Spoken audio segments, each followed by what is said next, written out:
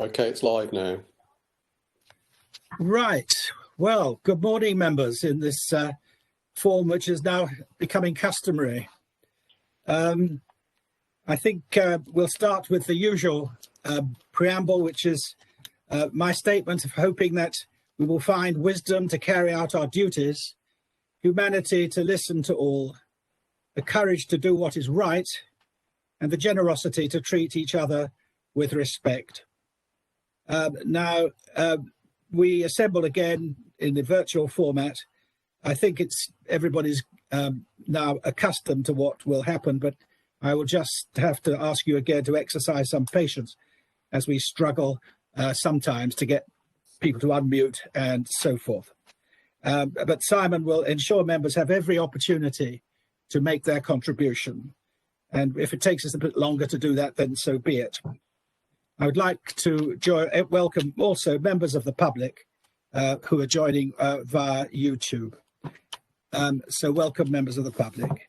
So we move on now to item 1, which is apologies for absence. Simon, have we apologies for absence? Councillor Rachel Smith, who's on parental leave. Then we've got Honorary Alderman Bill Crowther, Terry Parker and Gordon Shermer. Thank you. Then the next item is minutes of the last meeting. Are there any members who wish to raise issues arising from those minutes, or have disputes with the minutes, or are otherwise discontent with them? We don't mention my contract on, do I? Right, okay, don't let's worry about that. Right. Yeah, okay. I'm not seeing any hands up, so I think we can take. Okay, if anybody's that, please shout, because otherwise we can't see anybody putting their hands up. Simon, people can use the chat system, can't they? Put their hands up, and I'll explain in a sec how they can put their hands up when they want to speak. Okay. When do you want to do that? Now? I'll do that when we get to the announcement. Okay. Well, with declarations of interest beyond those which we know about, I don't know how we do this in virtual form, Gillian, but no doubt. I mean, I haven't signed a form for so long, I can't remember when it was last done, and I don't think anything's changed. But I suppose members should tell you, should they, if they've got a new declaration to make.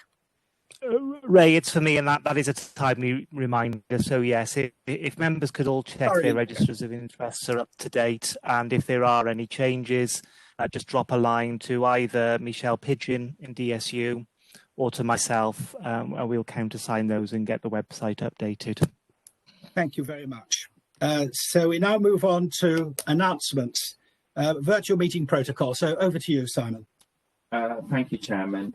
Very briefly, because I know members know how it all works, but just for members of the public as well that are joining today, just for those members of the public that are joining, could I ask that once you've asked your question, you leave the meeting and then watch it on YouTube, where there is a live feed. There is a link on the County Council website on the homepage to this meeting, both the papers and the YouTube feed. So once you've asked your question, your supplementary questions, and you've had answers, then could you then go to that feed? In terms of the protocol for the meeting, could members, wherever possible, remain muted? Otherwise, we tend to get quite a bit of interference. If you find you're in a situation where you're losing some connectivity, and I've been suffering with that a bit this morning, you can turn off your camera, and that will often help in terms of, that means you're using less bandwidth at home. So that's a trick if you're struggling. We'd obviously prefer you to keep your camera on because we want to see you, but if you're struggling with your connection, then you can turn your camera. And I think you all know about the hands up function. So if you look at those of you who are on iPads, and I know some of you will be on laptops. So if you touch the screen on the iPad or you touch the keyboard on a laptop, you'll see a series of buttons come up on the screen, and there's one that looks like a person. And when you click on that, you will see a button there to raise your hand. So I'll be looking out for those during the debate. But once you've put your hand up, could I ask that once you've spoken, you go back in and you lower your hand, otherwise your hand will just remain up and I'll keep thinking you need to speak. So that's all I was going to say, Chair. Thank you. Thank you, Simon. Now moving on to next items, both of which are rather sad, very sad indeed, announcing the passing of two former councillors, Peter Clark and Andrew Cornish. Now, I'm going to invite members who wish to speak about their experience with Peter Clark. After members have spoken, I will say a few words. But Leslie, are there any members of your group or Paul Hodgkinson, any of your group who wish to? I think it's Councillor Jeremy Hilton and Is it Jeremy? Councillor Colin Hay in terms So of Peter Clark. Jeremy and Colin, have I got that right? Jeremy, you were going to say a few words about Peter? Yeah, I'll say a few words. Shall I say some words about Andrew Cornish as well?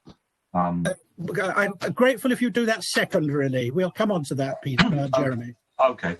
Just say that I returned to the council in 2001 after 12 years' absence, and Peter Clark had a reputation as a bit of a political bruiser when I got on the council, but I always found him a very amiable bloke when I spoke to him personally, and he was then the Labour group leader, and Peter became leader of the council during our joint Dem Labour coalition that we had between 2001 and 2001. I always got on very well with him. He was a great support to me as a cabinet member. He would always be willing to listen and chat with me about problems that we needed to resolve within my portfolio. He always did what was best for Gloucester. He backed me to the hill when we were fighting his own government over the proposals to transfer our fire control system to Taunton. And of course, we eventually won that, but he gave me free rein to fight that. I asked him right at the beginning, are we going to defend our fire control? We just spent £6.5 million with government money on building the Tri-Service Centre, and we thought it was ridiculous at that point in time to close it. Eventually, we won that issue. I was like, Peter was a good public servant. He served the council before he was an officer, and then, of course, he came on the council and served the council as a member of this authority. So I liked him. He was great to get on with. And his political bruising was a reputation that others probably experienced. Thank you very much, Jeremy. And Colin, I think you wanted to say a few words. Yes, I would like to, and on both. So when it comes to Andrew's turn, I will as well. I had a great deal of time for Peter.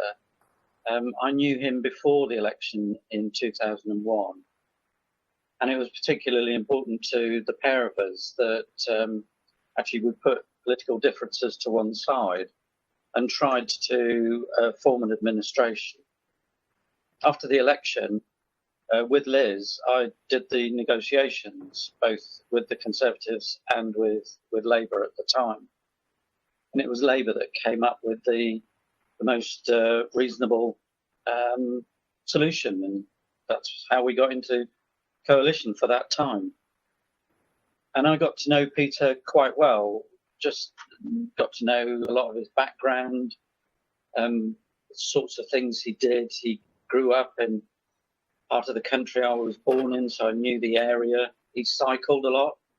He was an avid cyclist in his youth, and cycled the moors over there in the north. And we went to various things together, and he was just a really nice man. I enjoyed his company, and it's a really sad loss. And the world is poorer, as is the case with many people, and it's just a very sad time. But I was pleased and honoured to have known him for a while. Thank you. Thank you, Colin. Are there any other members wish to speak? Yes, please. Councillor Leslie Williams. Leslie?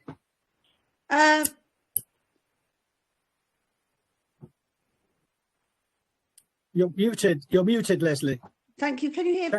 Yes, we can now. Thank you for letting me speak, and thank you both to Jeremy and Colin for your very kind, warm words about Peter. I was a new councillor, and so when and joined the Lib Lab administration, which was an interesting time, I think, for all of us.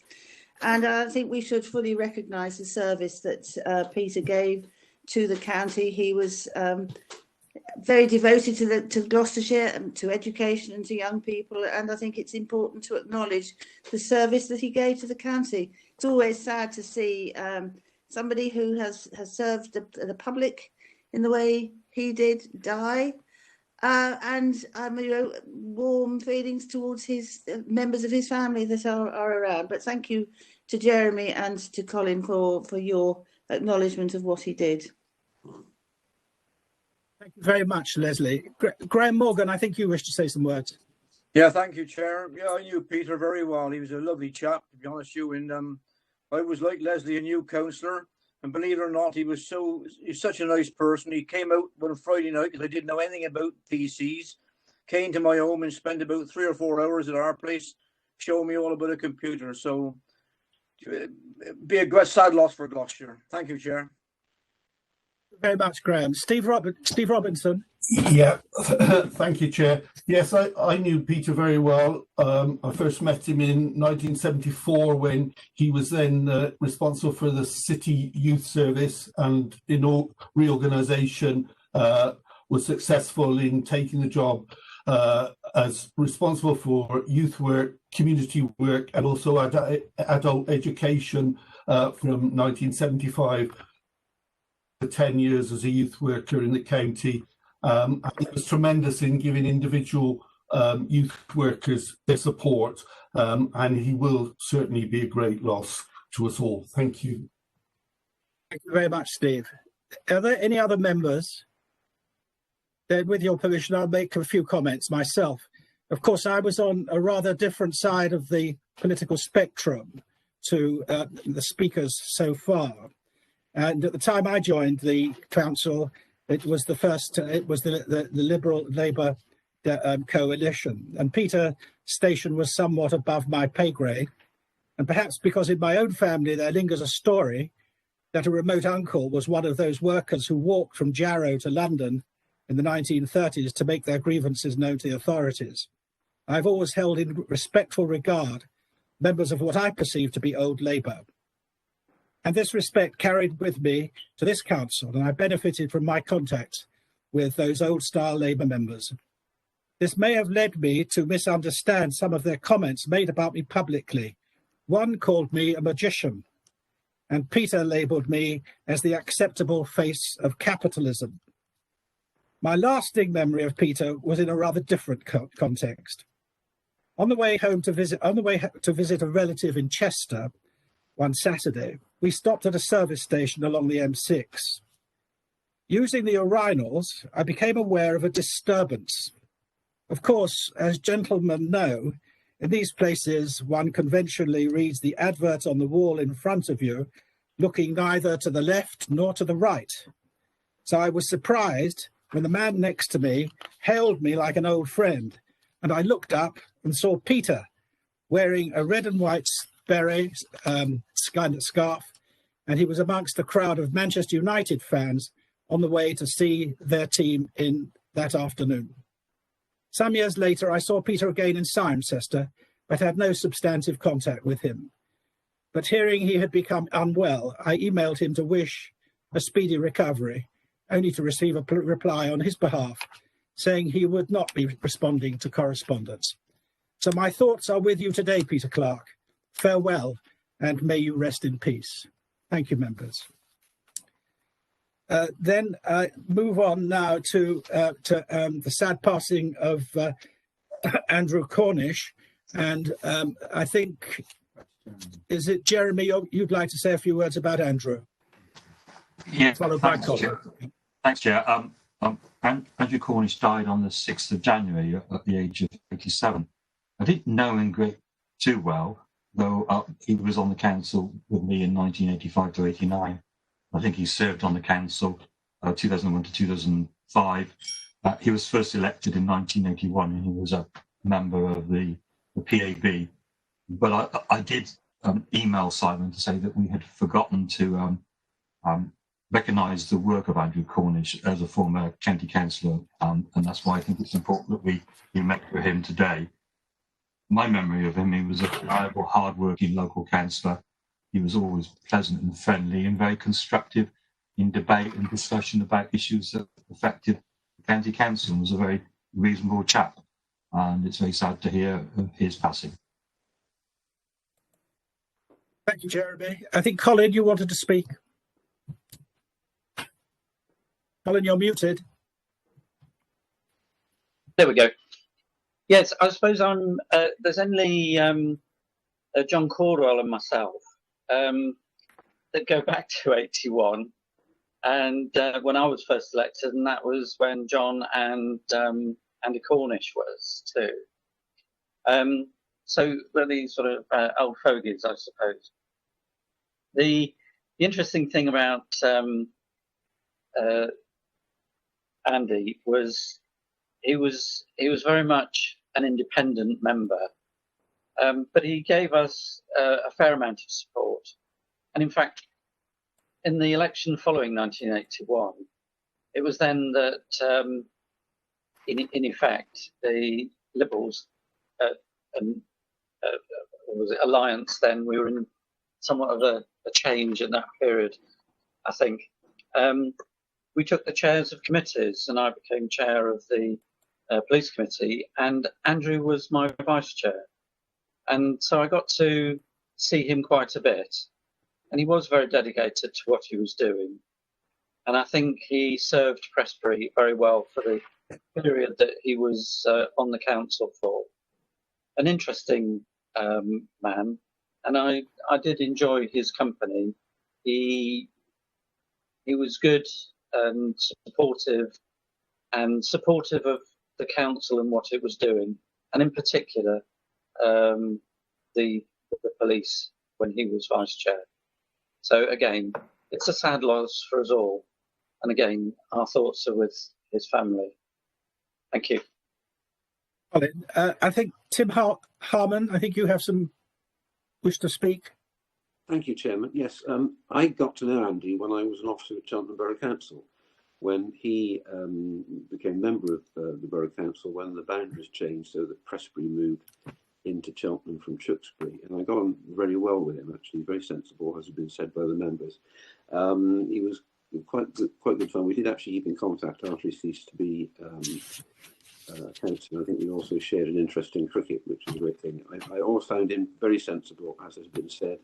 And I think he made a real big contribution. I seem to remember one of his big campaigns in Prestbury was, Councillor Payne may know more about this than me, but it was in relation to flood issues, because there'd been considerable issues with flooding in the area, and I think he campaigned long and hard on that. So I would just also say my thoughts are with his family, and happy rest in peace. Thank you very much, Tim. Are there any other speakers, please? John Payne. John Payne? John? And John Caldwell. Follow John Payne first, then, please. Thank you, Chair. As the sole member of PAB in the County Council, it would be remiss of me not to make a contribution. Whilst I didn't know Andrew, he, together with the other founder members, Les Godwin, laid the foundation of what might be called a reasonable party. We've prided ourselves on being non-political, but the proof of the pudding is in the eating. He, together with Les, formed a party which clearly resonated with the people of Prestbury in particular, sometimes Pittville, sometimes Swindon Village. And we've currently represented Prestbury for over 40 years. So the foundation that he laid is a testament to his vision. And I think he can rest in peace, knowing that he served Prestbury in particular very well. Thank you. Thank you very much. John Caldwell. John Caldwell. Yeah, thank you. As Colin has said, I joined the council at the same time as Andrew, and there were a lot of new councillors at that time. And one of the early announcements of the press, something I'd said in the Recreation and Leisure Committee, which was actually officered by Peter Clark. I was quoted as the Councillor Cornish, which caused a little bit of interest. He was also extremely involved in road safety in the county, and that has to be remembered, I think, because he did an awful lot for the cause. Thank you. Thank you very much, John. Are there any other speakers? No others showing. No, it's showing. Members, then I'd ask you to observe a minute's silence in remembrance of Andrew and Peter. Thank you. Starting now. Starting now.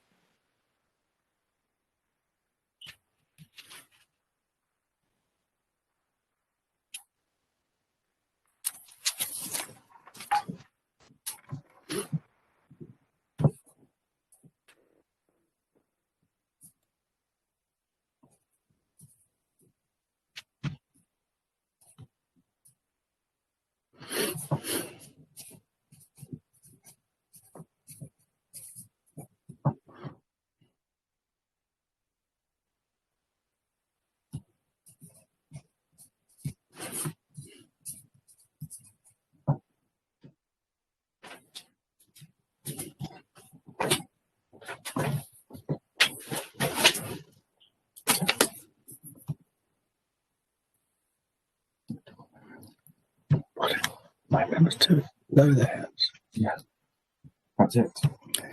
Thank you, members. Members, I've been asked to remind you to lower your hands after you've spoken. So Leslie and Colin, you've still got your hands up. All right. Thank you. Thank you. Thank you. We now move on to other chairman's announcements.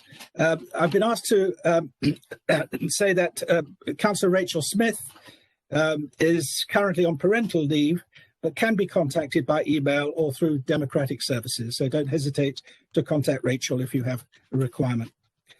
I move on now to Highways Awards. It's with great pleasure that to announce that our Highways team has won a prestigious national award from the Chartered Institution of Highways and Transportation for the work in partnership with Atkins and Ringway to deliver the county's highway services.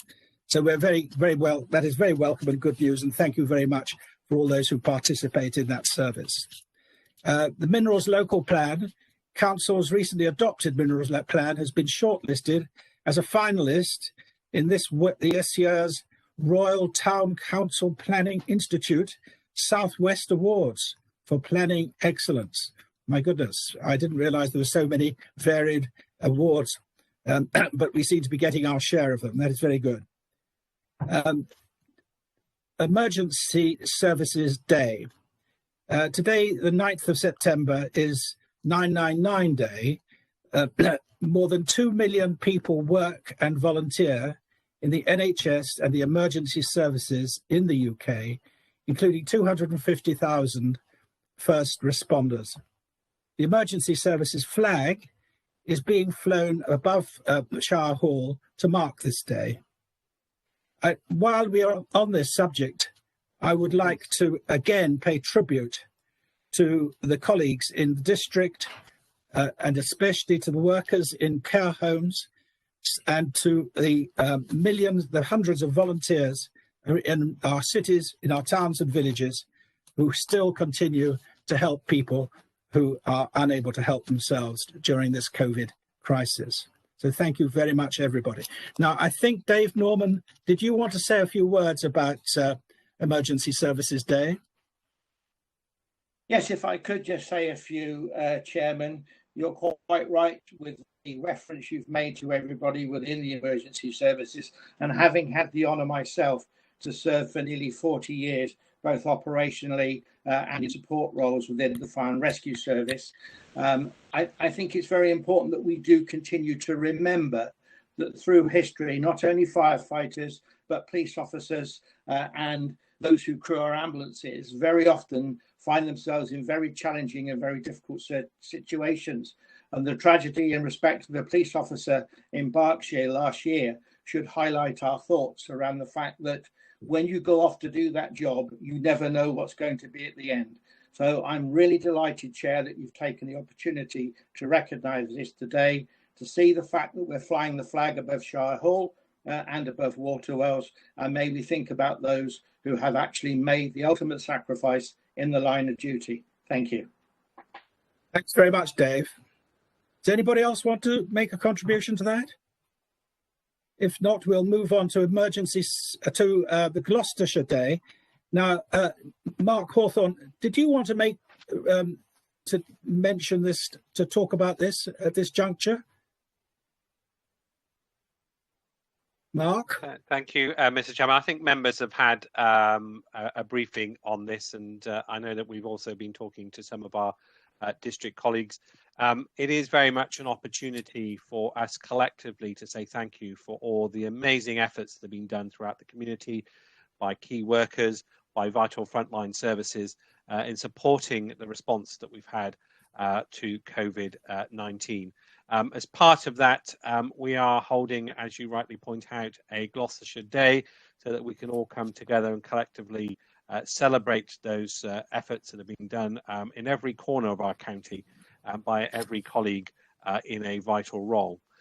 So what we're asking is for organisations, for individuals and for councillors to nominate their COVID heroes so we can celebrate some of those stories and really demonstrate, I think, all the fantastic work that's been done and all the great efforts that have been achieved. So that's all I really wanted to say on that, Mr. Chairman.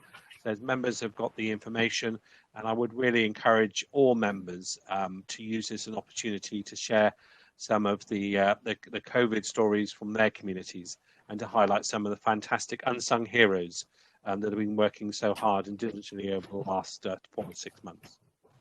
Thank you very much. To whom should the nominations be sent, Mark? That is a very good question, Mr. Chairman. I don't have that email detail to date, but I'm sure that we'll make sure Simon Harper will send that round if members don't have that to hand. Yeah, I'm sure Simon will be able to help. It's the communications at gloucestershire.gov.uk. Did everybody hear that? I'll send it round as well. Thank you very much. Those are the only announcements I've got to make. And we are now going to move on to public questions. Now, there are 28 questions, but we only have 30 minutes to go through this item.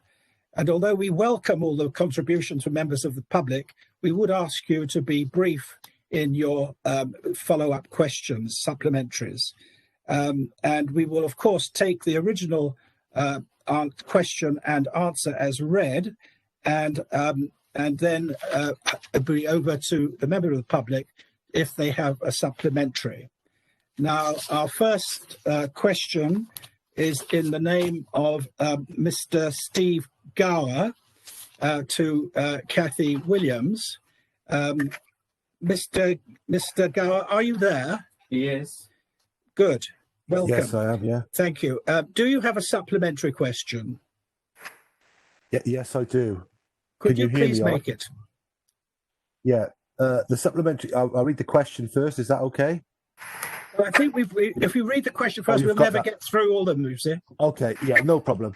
On question set on number 7, I respond with EDT, that's the Emergency 8 Hours Homeless Duty Team, manned by adult social care staff who are employed to the call centre that the public call if they identify a homeless individual after 5 p.m. or on weekends, have on numerous occasions during lockdown claimed to myself and others that they cannot signpost homeless individuals due to the fact that an individual is on a do not place list.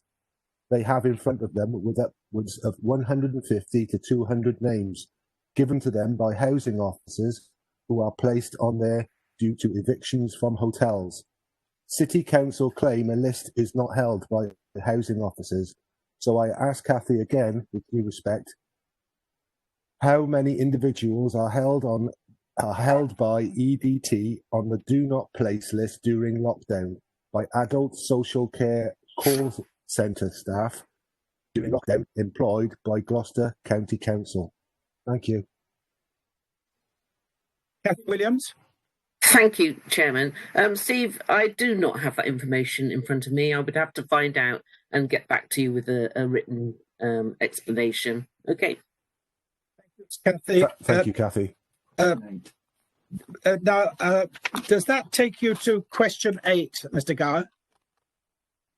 The only other problem I had was that he actually missed the question 8, which was when will the funding be ended for the homeless in hotels in Gloucester? I'm assuming that Kathy wouldn't have that answer either. We'll answer that outside this meeting, Mr. Gower. So you have no further questions, no further supplementaries on your questions then? No. Thank you very much for participating, Mr. Gower. The next question is number 9, Chloe Turner. And Chloe, Miss Turner, you've asked a question of Dave Norman. Have you got a supplementary? I don't think Chloe's in the meeting. Chloe, you're not there, are you? I'm sorry about that. Right. Okay. Well, we will have to pass that up. And same with number 10. And we move on to question 11, which is in the name of Barbara Clark. Barbara Clark, are you there? I don't think she's in the meeting space either. So that's questions 11 to 14. So Barbara Clark's not present. But for question 15, right, James Young is present. Right. Mr. James Young, are you present? I'm here. You have asked a question of Nigel Moore. Do you have a supplementary question? Yes, I do. Could you please make it? Councillor Moore, many thanks for your reply. Despite that, we remain very concerned about the access to the front of our houses. The residents' complaints are genuine. Our lives will suffer immeasurably without parking. What we really need is 1 hour.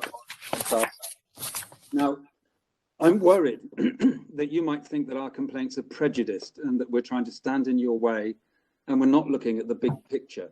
And I'm also a little worried that the special, and maybe you are too, that the special emergency powers allow you to brush us aside in a way that maybe normally, I don't know, maybe normally you couldn't. But our concerns are genuine. And I was wondering if, to avoid having to take our word for it, and because we believe we are in a serious situation, you could possibly stop and take a look at it and maybe ask somebody unbiased, or maybe come yourself to come and meet us all, talk to us about our concerns, look at the problems with this particular set of houses, and see if there isn't some way of compromising. I mean, the road's very wide indeed. I know you say in your reply that you will address any remaining concerns if you can, but I think it would be nice if you could get an unbiased picture from somebody, send someone down to talk to us and write a report. Thank you. Thank you very much, Dr. Gibson. Nigel Moore? Well, thank you very much. I do take your concerns very seriously. I've read them all, and obviously thought a great deal in responding to you, but I'm very willing to come and meet you. The important thing, Dr. Young, to emphasise is this is an experimental scheme. 16.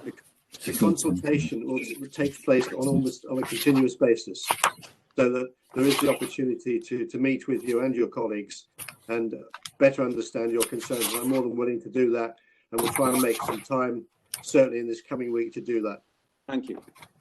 Thank you, Nigel. The next questioner is Dr. Michael Gibson. Are you there, Dr. Gibson? Yes, I'm here. You have 2 questions. You've posed 2 questions. Have you supplementaries on both of them? I certainly can. Yes. On the first, which was considering the actual impact on safety, it feels, and this is a difficult issue, I realise, that some of the changes are cosmetic. It's more because it will speed up traffic. So I made the point which I understand. I mean, I do cycle. I cycled down to Sainsbury's last night.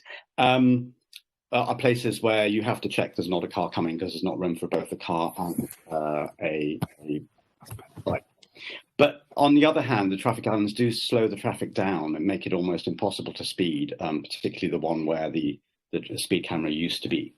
So that's one of my concerns, is that what's really going on. I propose maybe a 20-mile-an-hour limit instead. I realize you couldn't put humps on the road because of frequent ambulances going up and down on blue lights.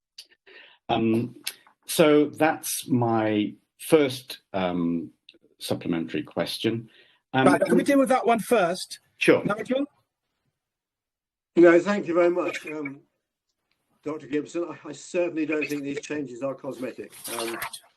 I would suggest that the response to the changes indicates that these are significant changes, and we're well aware of that.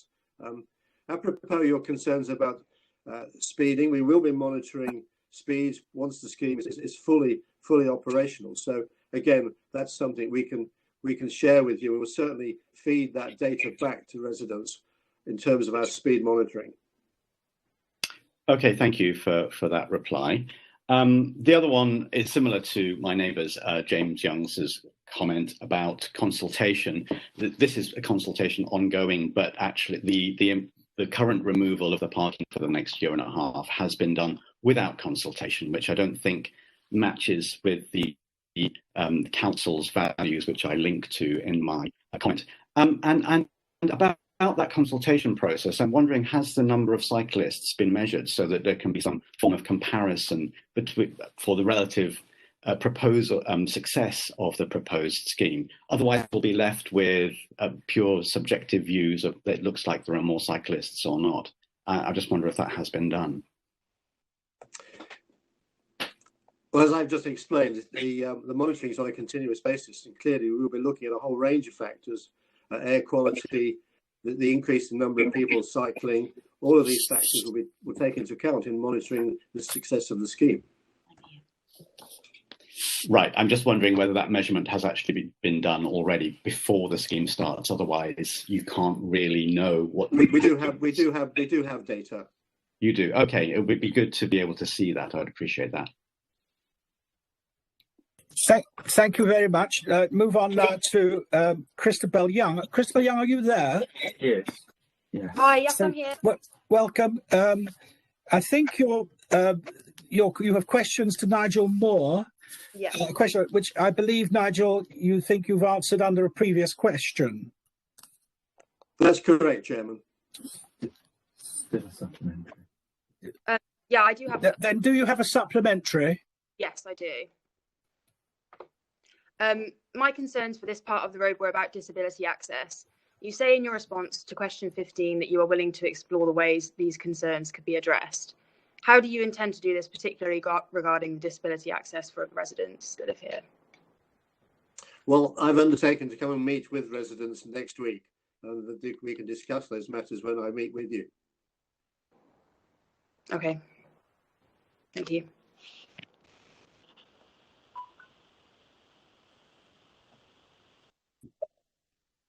Sorry, the next question is Rhiannon Gibson, whom I told is not here. Is that correct? She is here because she's sitting next to her husband. Yeah, that is extremely good news. Right, okay. So, Mrs. Gibson, if I could call you Mrs. Gibson, is that correct? You can call me Mrs. Gibson, yes. Can you please if you have a supplementary, could you please make it now? Well, my supplementary really is on the back of what Mike was talking about just now. Is will you make the monitoring and evaluation measures available to us so that we can also have keep an eye on what's going on using? I'd like to know what measures you're going to say that this is a successful scheme or it isn't a successful scheme. And that would help us answer the questions around whether it's cosmetic or not. Yes, I'm willing to share that data with you. Thank you. We already mentioned air quality and obviously the increase in the use of the cycleways. There's two of those. Also, of course, we need to assess what's happening with public transport, because one of the factors leading to this scheme, of course, is government advice that people don't use public transport. So we have got to give people commuting, students as well, in and out of Gloucester. We've got to give them more options in terms of travel. So we'll be looking at a wide range of factors, decide whether or not this scheme is a success. Well, thank you, and thank you for your willingness to make that transparent. And I do hope that when you come, that we can actually come up with a way of problem solving this together. Thank you very much. Now we move on to questions posed by Josephine Sanders. Yes, she's here.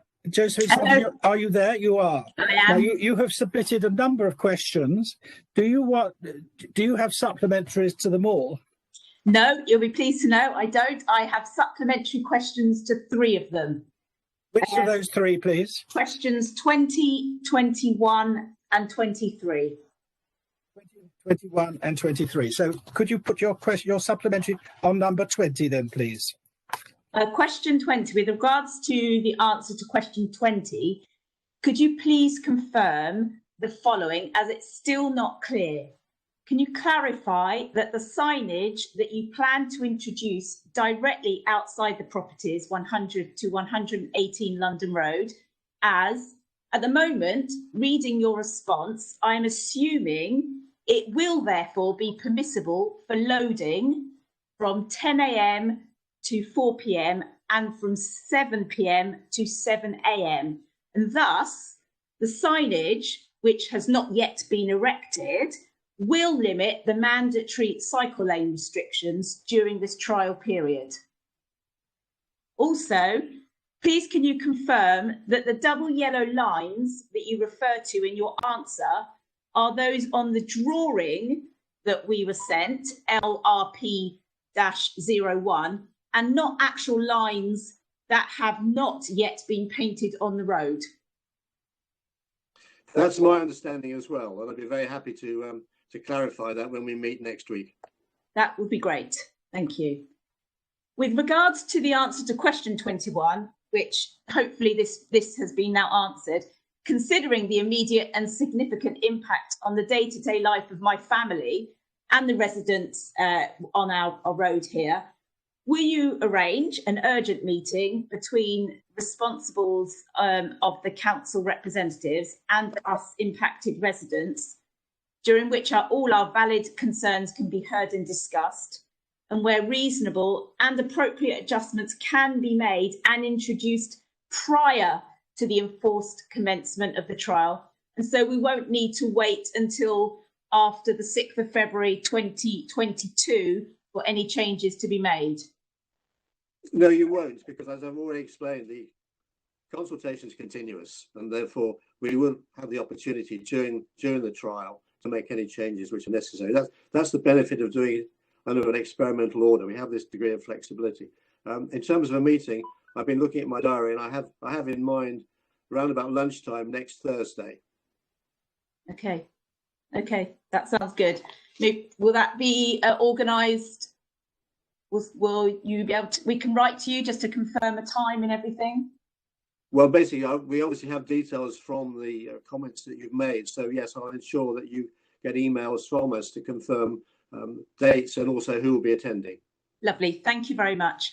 And finally, with regards to the answer to question 23, your response referred to the answer to question 15, but that does not specifically answer the important concerns that I have raised and feel should be addressed prior to the trial period, due to safety concerns that I have, especially as the access to the back of our house involves crossing another property.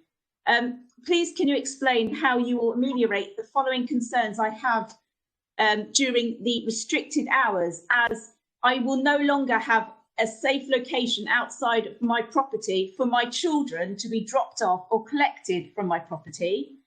I will no longer have safe location outside my property for visitors, including my elderly parents with mobility difficulties, to be able to visit my property when driving or being driven.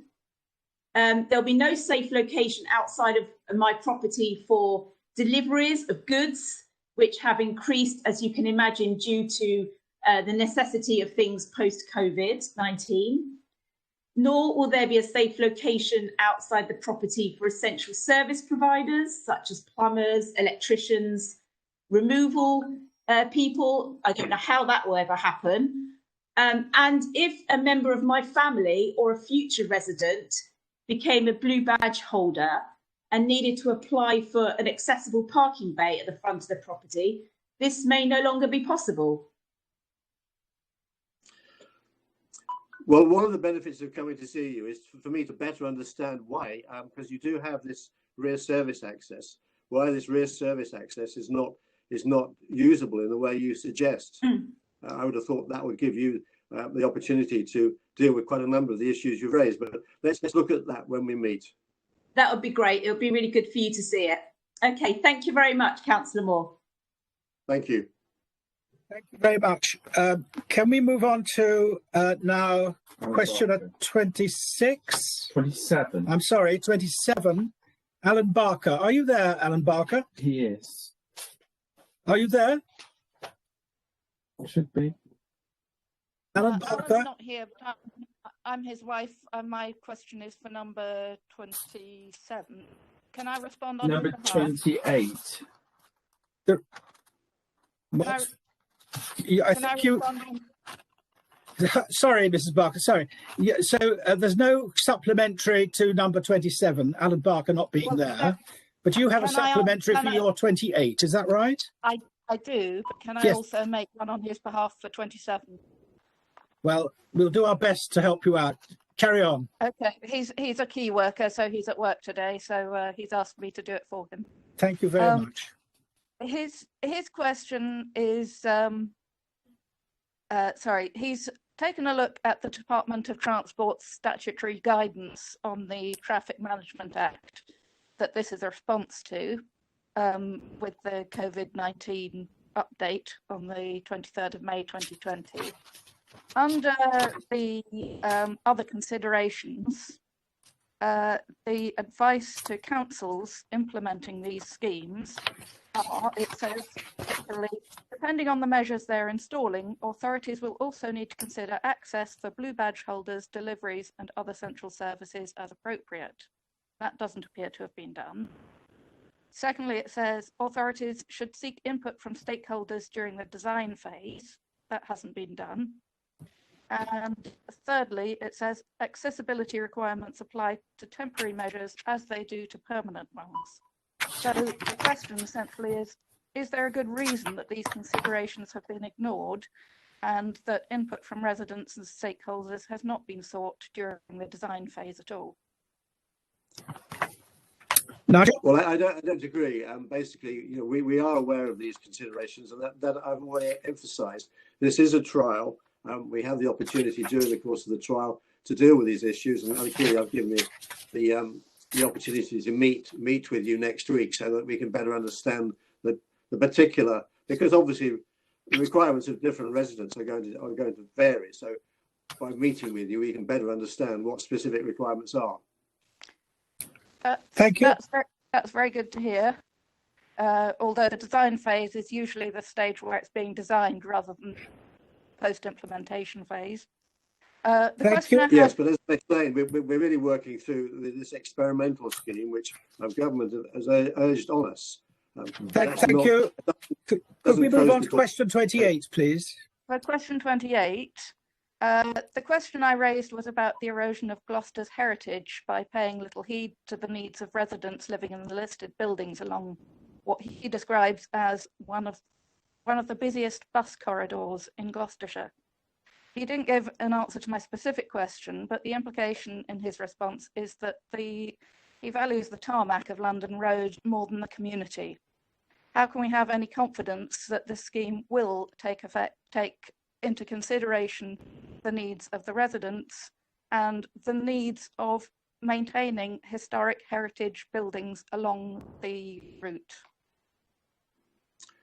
Well, certainly experience elsewhere has shown in fact, these cycle routes really aid the vitality of town centres. So I really think it's a bit of a stretch to suggest that in any way this is going to be inimical to the upkeep of these buildings.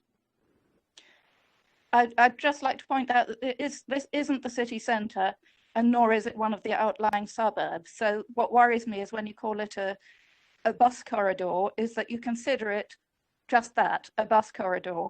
It's not. It's a residential community, and it's actually one of the most beautiful areas of Gloucester, because of these historic buildings which are maintained because they're kept in use as family homes.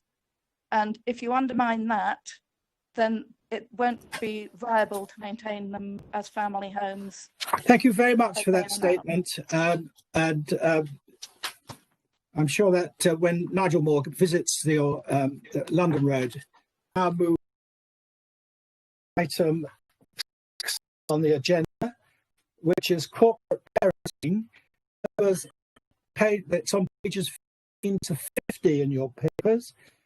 To invite Richard Boyles to present the annual report of the Corporate Parenting Group. Richard. Thank you very much, Mr. Chairman. Gloucester's Corporate Parenting Group brings together a number of elected members, senior agency representatives and practitioners to ensure children in our care are supported to have high aspirations and achieve their full potential. All members have a corporate responsibility for children in care, which the Corporate Parenting Group enacts on their behalf. The annual report for 2019-20 provides an overview of the work taken by the group during the year, the 1st of April 2019 to the 31st of March 2020. This is the second report that the Corporate Parenting Group has brought forward and forms part of the wider improvement activity underway in Gloucestershire by ensuring that full council has an appreciation of the work. It has been presented to the Corporate Parenting Group in July this year, and as was anticipated when last year's annual report was presented to full council, and will be presented at the same time each year going forward. The Corporate Parenting Group asks that the Council note the Corporate Parenting Group Annual Report 2019-20, and may I particularly draw your attention to a particular aspect of the report, and this is you will see reference to a councillor one-page profile, and these are as simple as saying that I, corporate parent, as an example, could facilitate contact with a local employer to give a child in care a work experience opportunity with a local company, and then the young people and the social worker themselves will facilitate any further contact with the company after your virtual introduction. And so I would ask all of you, when the corporate parenting one-page profiles are sent out to all county councillors, to think what you could do and the people you know in your community who you could offer forward the future as something you could do to promote and enhance the county's ability to help young people in our care to achieve that step up in life that they so deserve. Thank you very much, Mr. Chairman.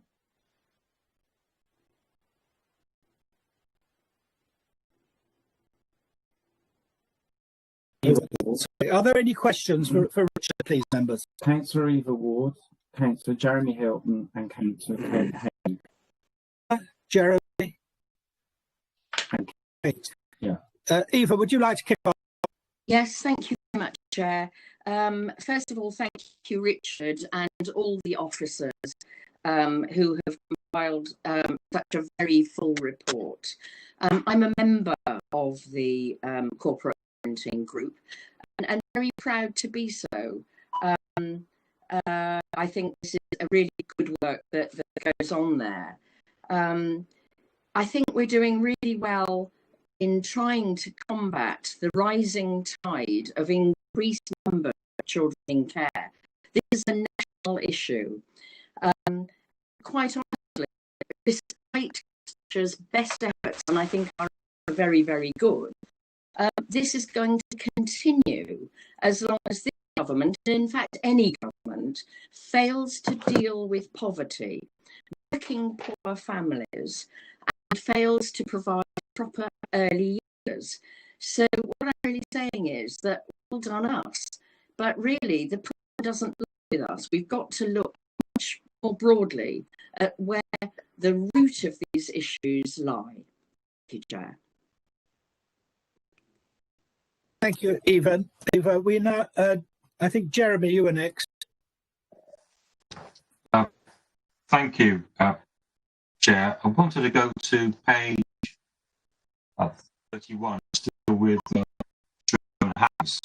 On the 4th of August, it was announced that homes Inspire was going to take over the day-to-day management of the person's facility when it opened as part of the Shaw Trust. I'm assuming the cabinet members got every confidence in this company to deliver the goods on the contract and to ensure that there's safety for all people, for professionals on site 24 hours a day, which is part of the, I think, the contract.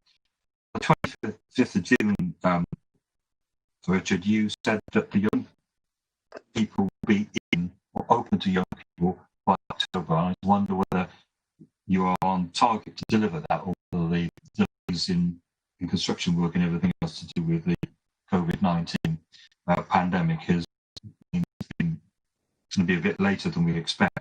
But also, will you be providing an open day for local residents to go in and view the facility at Chavone in future? I don't know when the best time for that would be, but I do think that they'll be inquisitive and they'll want reassurance that it's going to be properly managed.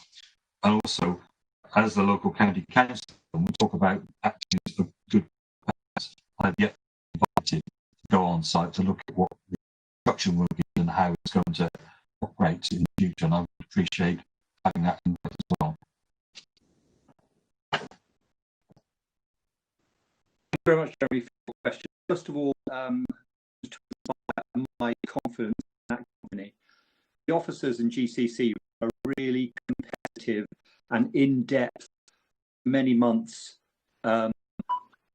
tendering process, and Homes to Inspire came out as the winner of that tender and contract. And so, based on the terms of the commitments that have been made and the due diligence that's been done, I can say that I do have the confidence in that company to deliver as per the contract to the standards that we put in place at Chavone to make sure that young people are properly looked after and protected. Secondly, we are still on schedule for October, last I had. So if that changes, I would of course let you know. An open day for residents, I will certainly ask, and I think that was in the schedule beforehand, when we're going to have somebody come and cut the ribbon and open the facility officially. I don't know where we stand with COVID regulations now. So again, I would have to inquire of Wendy Williams and her team to see if any sort of open day for local residents could be facilitated. And Jeremy, yourself, I'm sorry if you haven't had that personal trip round. I would look to do that at the earliest opportunity so that the local can do that. I didn't realise you hadn't been included in any of the views round so far. I can only assume that COVID got in the way of that. Thank you.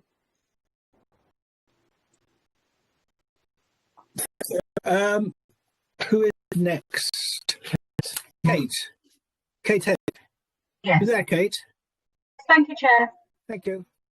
Right. Parents is important, but also it's really important their approach to ensure that families are supported so that more serious level of need isn't reached. So I've got two areas of concern really. First is about and I take into account, obviously it's really important that we keep our staff safe, but are social workers going to be resuming visits to families at home? And what are the implications if we don't do that fairly soon in terms of safeguarding for children? And then the second point is access to law and legal aid and mediation through the courts is really difficult at the moment, partly because of COVID and partly because of the lack of supply of legal aid and family law. That means that families who find themselves in crisis often don't have the support that we expect to be there. So what is it we can do within our children's services to support families to get through those difficult times where there's break or disputes over the care and custody of children, in order to prevent that escalating and becoming something where we actually have to take more serious steps, which, as we all know, are not necessarily in the best interest of children in the long run, have a good job we can make of it.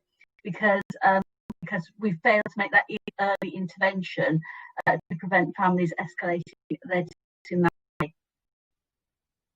Okay, Richard?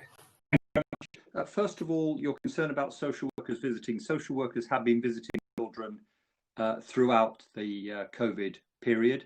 A lot of good guidance and the right protective equipment was given to all of our frontline social workers to make sure that those families could continue. And I can leave copies of some of that guidance so you can be reassured that we have been doing that. And I'm really pleased to say that the number of children, families that have been visited throughout this period is incredibly high. We have been commended by the judge with regard to the virtual courts that we set up over and the way in which we managed to run our legal services and also engage with families, support families, provide them with the correct IT that they require to actually take part in those court procedures.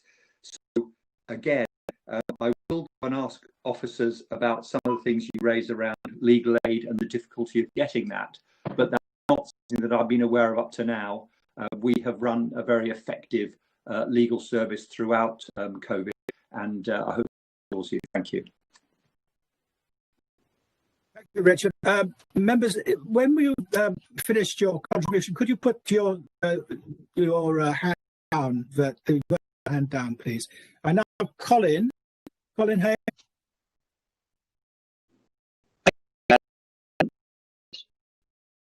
Period of the results. A question about the children in care who would be receiving their results, and I wanted to know how we were coping with that. And I have to say, the answers I got were very reassuring. So I do want to say thank you to the team for seeing the problem and actually trying to address that with some of the young people who may have been affected. A pretty disastrous dithering government over the results. So people were affected, but I was particularly concerned about children in care. And the answers I got were really good. Having said that, another issue which raises is that some children may have lost out on their university plans for this year. And although it's guaranteed, they could, the guaranteed places may be postponed for a year. So it may be, it may not be, that children in care could be in that position. Do you know if anything has been thought of for those children, presumably are 18, who may need to put off going to university for a year, how they might be supported?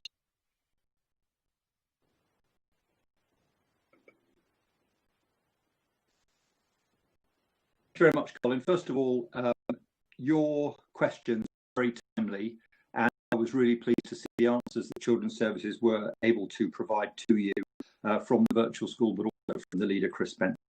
Thank you very much for considered and timely questions during the release of those results and the other results around that time.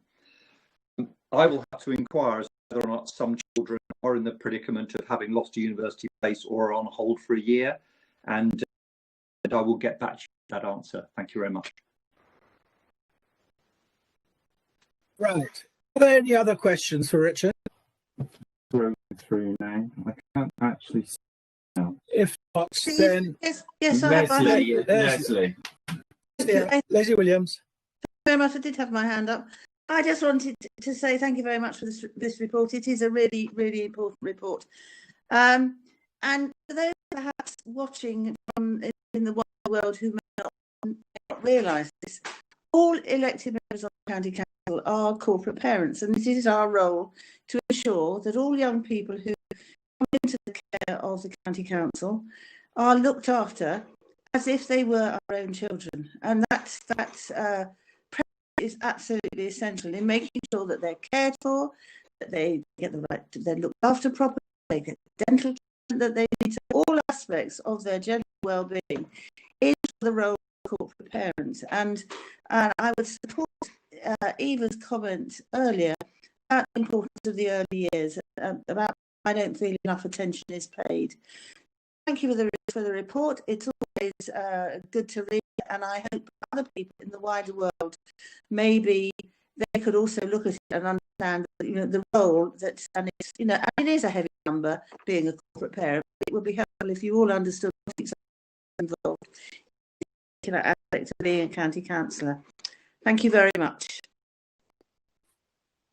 Thank you, members. Are there any other questions, Richard?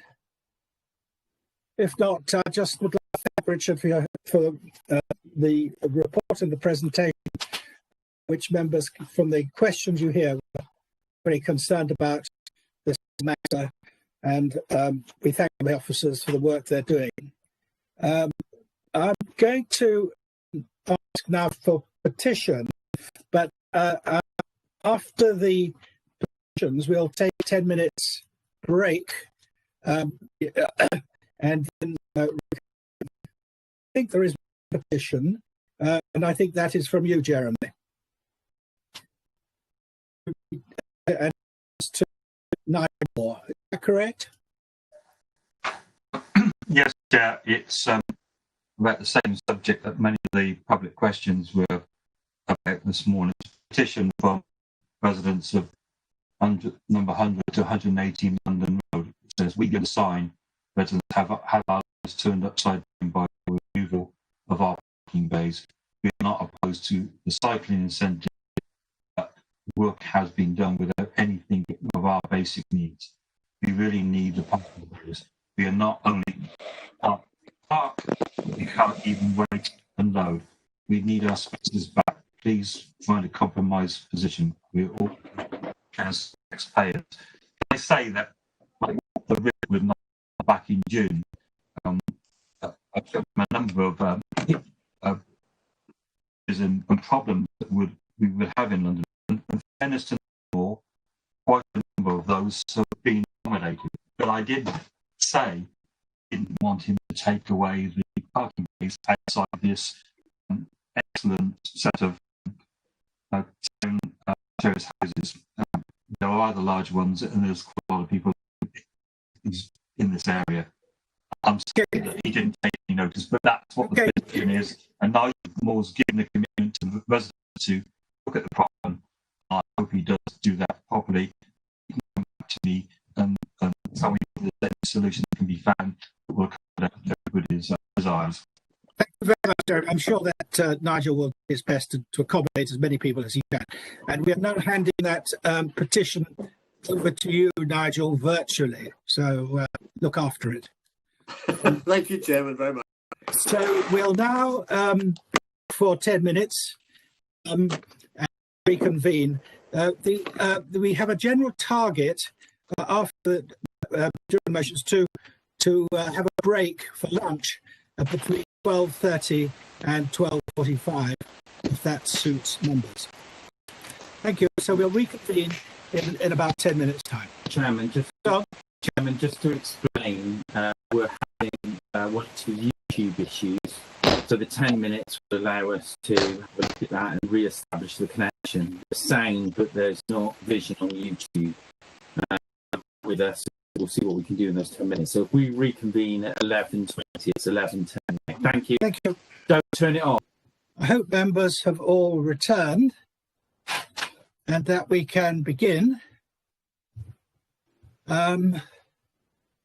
So next item is item 8, pages 51 to 58 on the papers.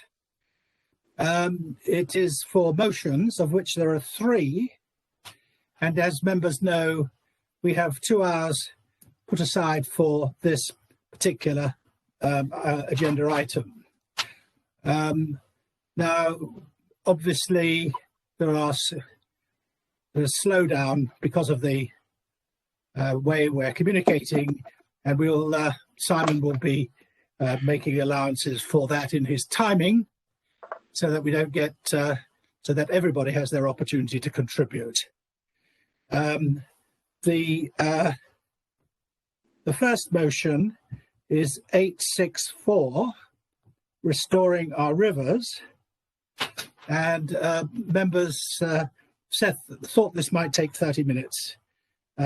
So can I invite Paul Hodgkinson to propose the motion, please? And I think you have 5 minutes, Paul, to do that. Thank you very much. Thank you very much, Mr. Chairman and fellow members. So this motion is all about restoring our rivers. And I think it would be fair to say that the UK's rivers, are the lifeblood of our natural world. They shape habitats, they support wildlife, and they mould our landscape. And this year, with the COVID lockdown and quarantine controls limiting the number of people going abroad, more people than ever have spent time in Gloucestershire looking at our wonderful environment. And of course, that includes our local rivers. And in fact, in Gloucestershire, we're fortunate enough to have 28 rivers, which was, I was quite surprised, the number, flowing inside our county boundaries. And let's not forget that Britain's longest river, the River Severn, is part of that, and the start of London's famous waterway, the River Thames. But despite it being perfectly legal to swim in or use any of those rivers, tragically, many of our county's rivers are actually flooded with harmful pollutants, including raw sewage, which is discharged from our water companies. And this is causing extensive damage to the fragile ecosystems supported by waterways and is now proving a major public concern. And this year, more than any, of course, public health is top of the agenda. So while it's actually legally permissible for water treatment operators to dump untreated sewage into the rivers in cases of extreme weather, it's the belief of many campaigners that actually this has become too much like routine behaviour. So if you take the River Avon, for example, at just one combined sewage overflow near Tetbury, raw sewage was dumped by Wessex Water in 2019 108 times in that year. Or near Stroud, Severn Trent dumped raw sewage into the River Frome 141 times last year. And on the River Colne, where Thames Water discharged a storm overflow near Fairford 132 times last year. That was a total of 2,200 hours by Thames Water. These figures are shocking. Now, in total last year, the 3 water companies operating in Gloucestershire discharged raw sewage into English rivers on more than 55,000 occasions. And these are the ones we know about. There are over a third of combined sewage overflow outlets which aren't monitored. So in the absence of government regulation or enforcement of existing rules, amazing work has been carried out by local community groups such as Windrush Against Sewage Pollution. Now, they are based in West Oxfordshire, but they've been looking at rivers across Gloucestershire too. And in the past 2 years, they've documented the levels of effluent being dumped into the River Windrush near Bolton-on-the-Water, which I represent. Now, their findings were shocking. They were visible to the naked eye. I saw it myself. On where once clean rivers teemed with wildlife, they are now murky, they're overrun with sewage, and they are frankly a disgrace. And it's no surprise that local people were appalled by this. So with just 14% of UK rivers being assessed as good under the EU's Water Framework Directive, it was particularly shocking last month to learn that the head of the Environment Agency, appointed in 2015, was planning to drastically slash the criterion by which rivers were judged, allowing for a huge increase in those deemed good, despite you have 1 minute. Okay.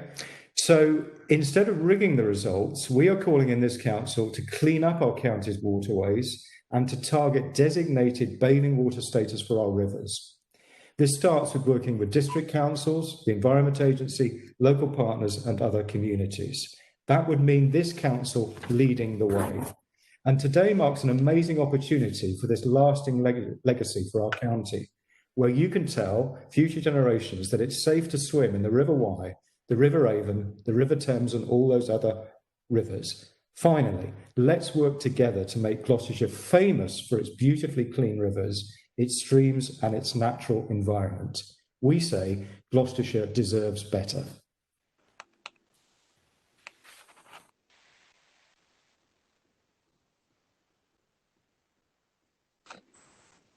Bernie as a So seconder.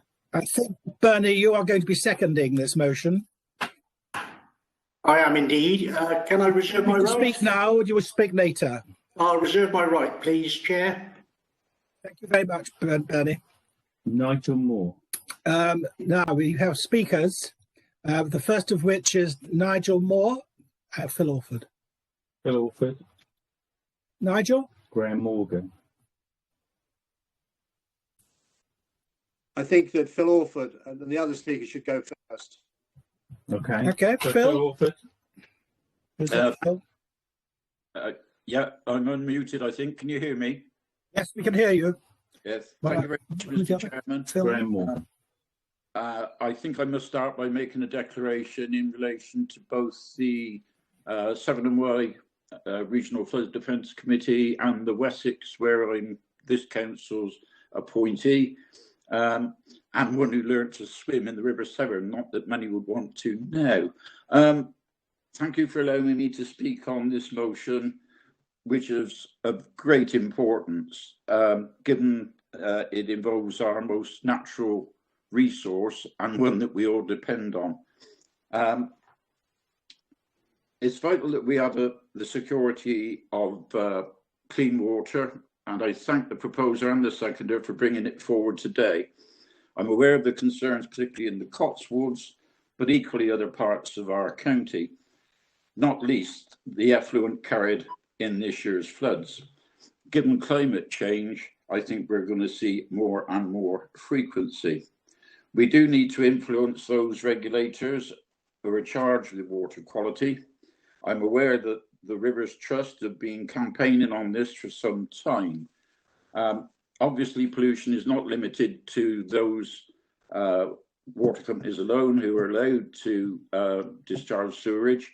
Pollution has made its way into our rivers and watercourses from other sources, industrial, agricultural, and dare I say, importation of tons into floodplains. We need to look at all of these sources, and I sympathise with the proposers in relation to just the water companies, to establish really how best we can influence. Our own ability is somewhat limited. There are far too many, if you like, regulators in the mix that, and we can only seek to influence them. In planning, in particular, members are very robust in challenging issues that could increase pollution risks and the impact on our precious water environment. Obviously, Severn Trent are our largest supplier, but of course there are others.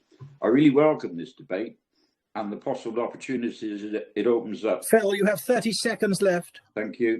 The opportunities it opens up to make a difference and influence things going forward. I really welcome the debate, and congratulations to the proposer and seconder. Thank you, Chair. Thank you, Phil. Graham Morgan, I think you've indicated. Graham?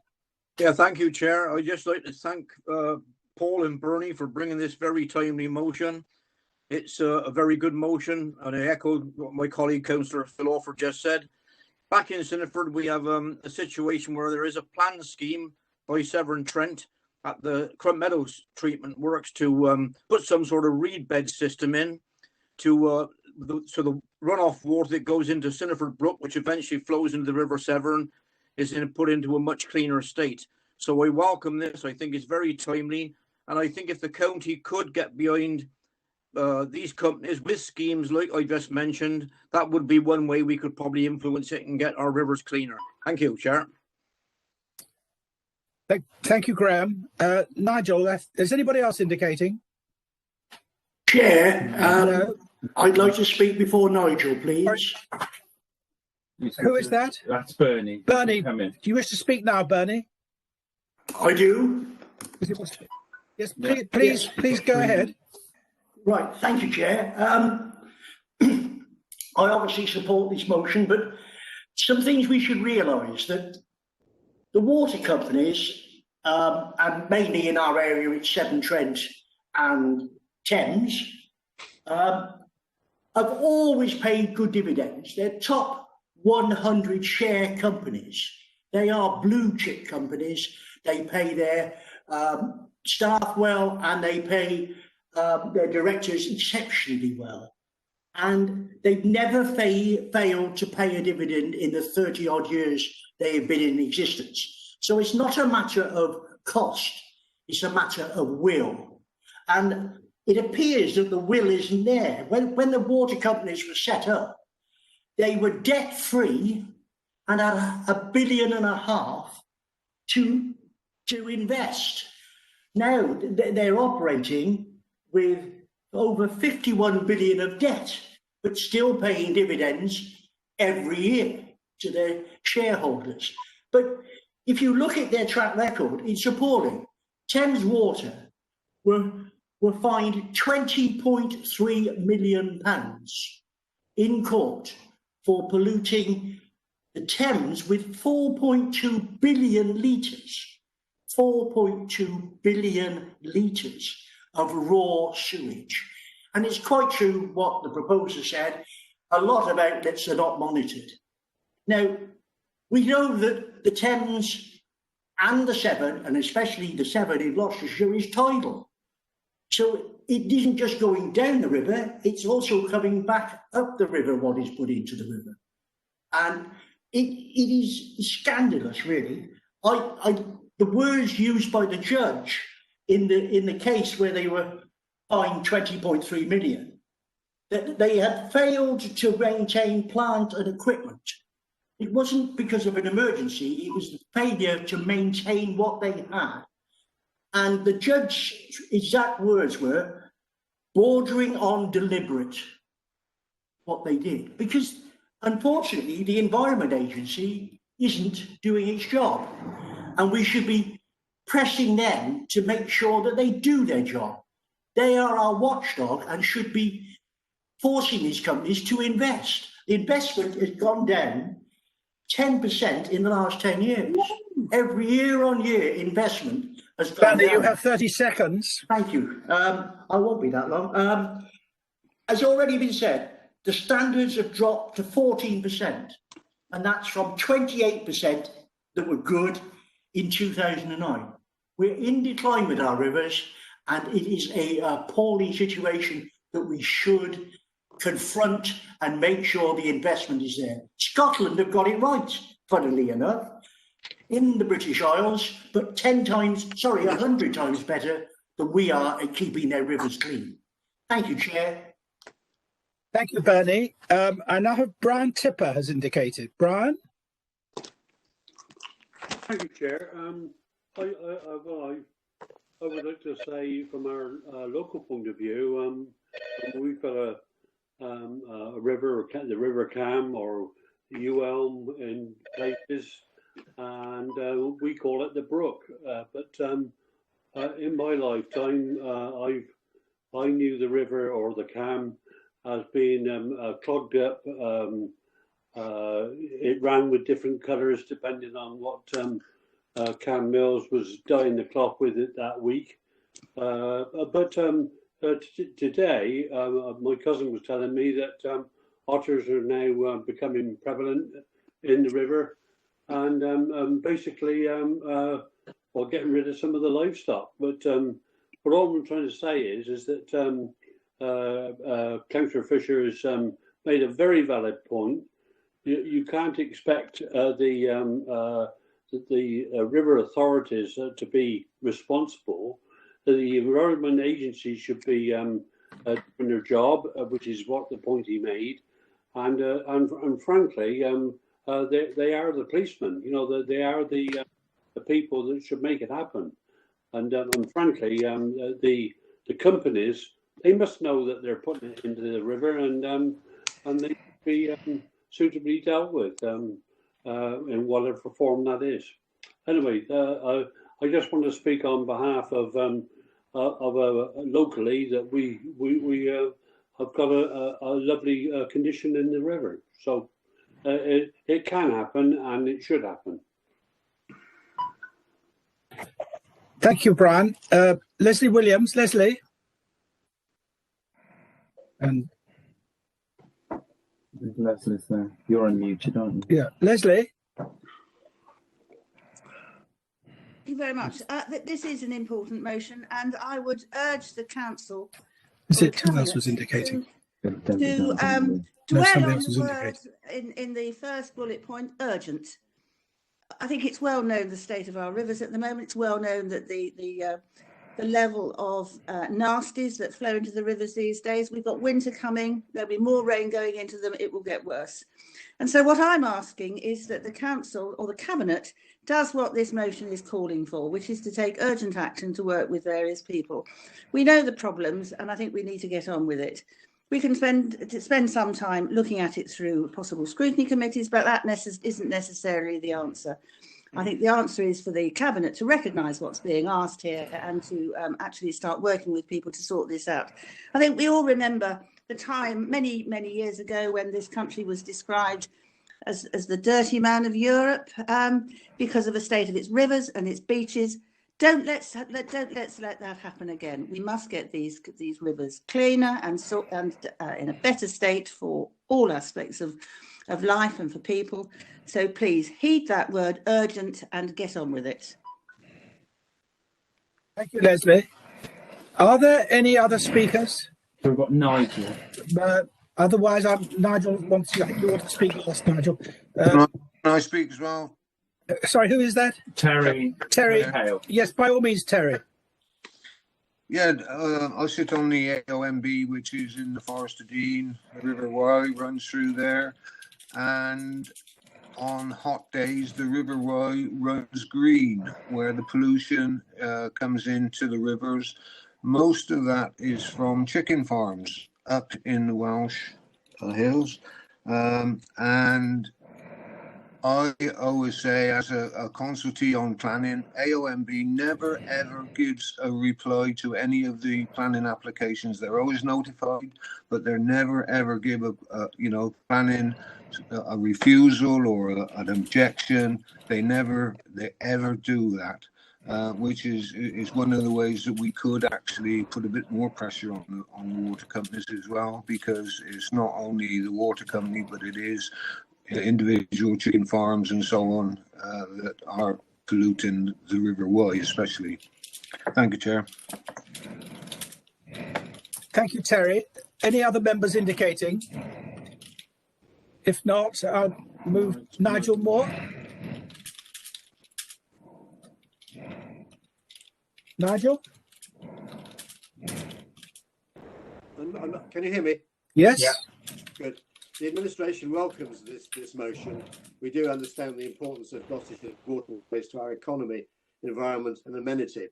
But the governance is complex, and this is why we think this should go to environmental scrutiny, because it would give the opportunity to invite the other participants, particularly the Environment Agency. I mean, our role is limited to the ordinary water courses in terms of managing flooding and pollution.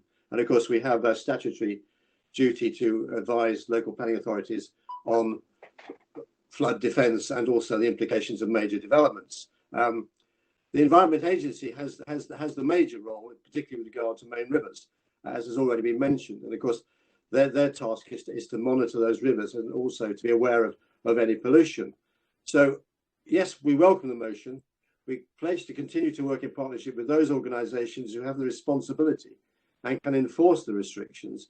But this cannot extend to any regulatory or monitoring role within the County Council's current statutory responsibilities. So we will invest officer time, for example, in the emerging partnerships such as the River Severn Partnership, which brings a wide range of organisations and responsibilities together. So that's an important move that's already underway. So this is why, as a frequent participant at environmental scrutiny, I know it can bring a wide-ranging review of issues right across a number of statutory bodies and other organisations. And to my mind, this is the most appropriate and effective means so as to respond to the issues set out in the original motion. So I move a motion without notice under Standing Order 11.113 to refer the motion to Environmental Scrutiny Committee. Thank you, Chairman. Thank you, Nigel. Do you have a second, Nigel? I second that. Thank you, Mark. Now, I think we We've got a separate debate now. have a separate debate on that motion. No, it's a motion without notice. So there is no debate. Paul, as proposed with the original motion, has the opportunity, should he wish to take it up, to speak against the motion without notice. If Paul doesn't want to use that opportunity, then as chair, you can invite one other member to speak against the motion without notice. Then it proceeds to the vote. Paul, do you want to add anything now? If I can just say, first of all, thank you to everybody who's contributed, because I think there's clearly cross-party agreement that this is a massive issue and needs to be sorted out. And it's very helpful to hear all the examples, as awful as they are. Actually, it's a bit of a rogues gallery, isn't it, in terms of those examples. In terms of what Councillor Nigel Moore has said, obviously I would like this decision to be made today, but I understand his reasons for wanting to look in depth at this. I do understand it is a complex issue, and there are lots of people involved. So therefore, I will support the decision for it to go to environment scrutiny. What I would ask Nigel and the chair of environment scrutiny, I'm not sure if he's here today, Rob Bird, can we have a timescale on that, please? So in the past, I've seen some other motions have taken quite a long time to sort of come to fruition, really, in getting through scrutiny. So could I ask that there is a timescale put on this, please, so that we can get a sense of urgency, as Leslie Williams said, that this is something the public will want us to take very seriously. Thank you.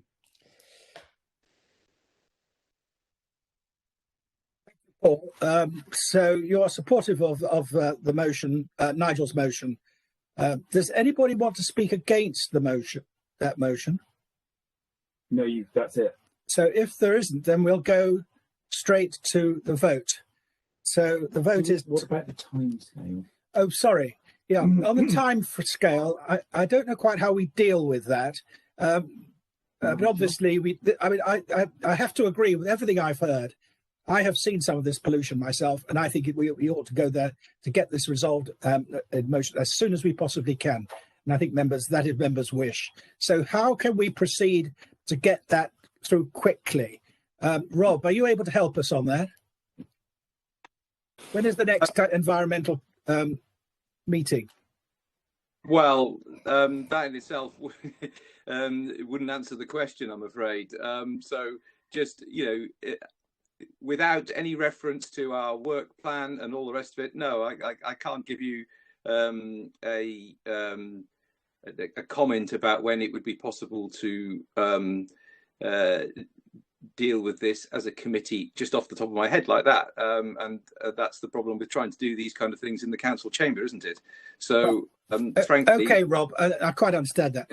But could you please look at it and then advise the leaders of what is the earliest possible moment this can be put on the agenda, please?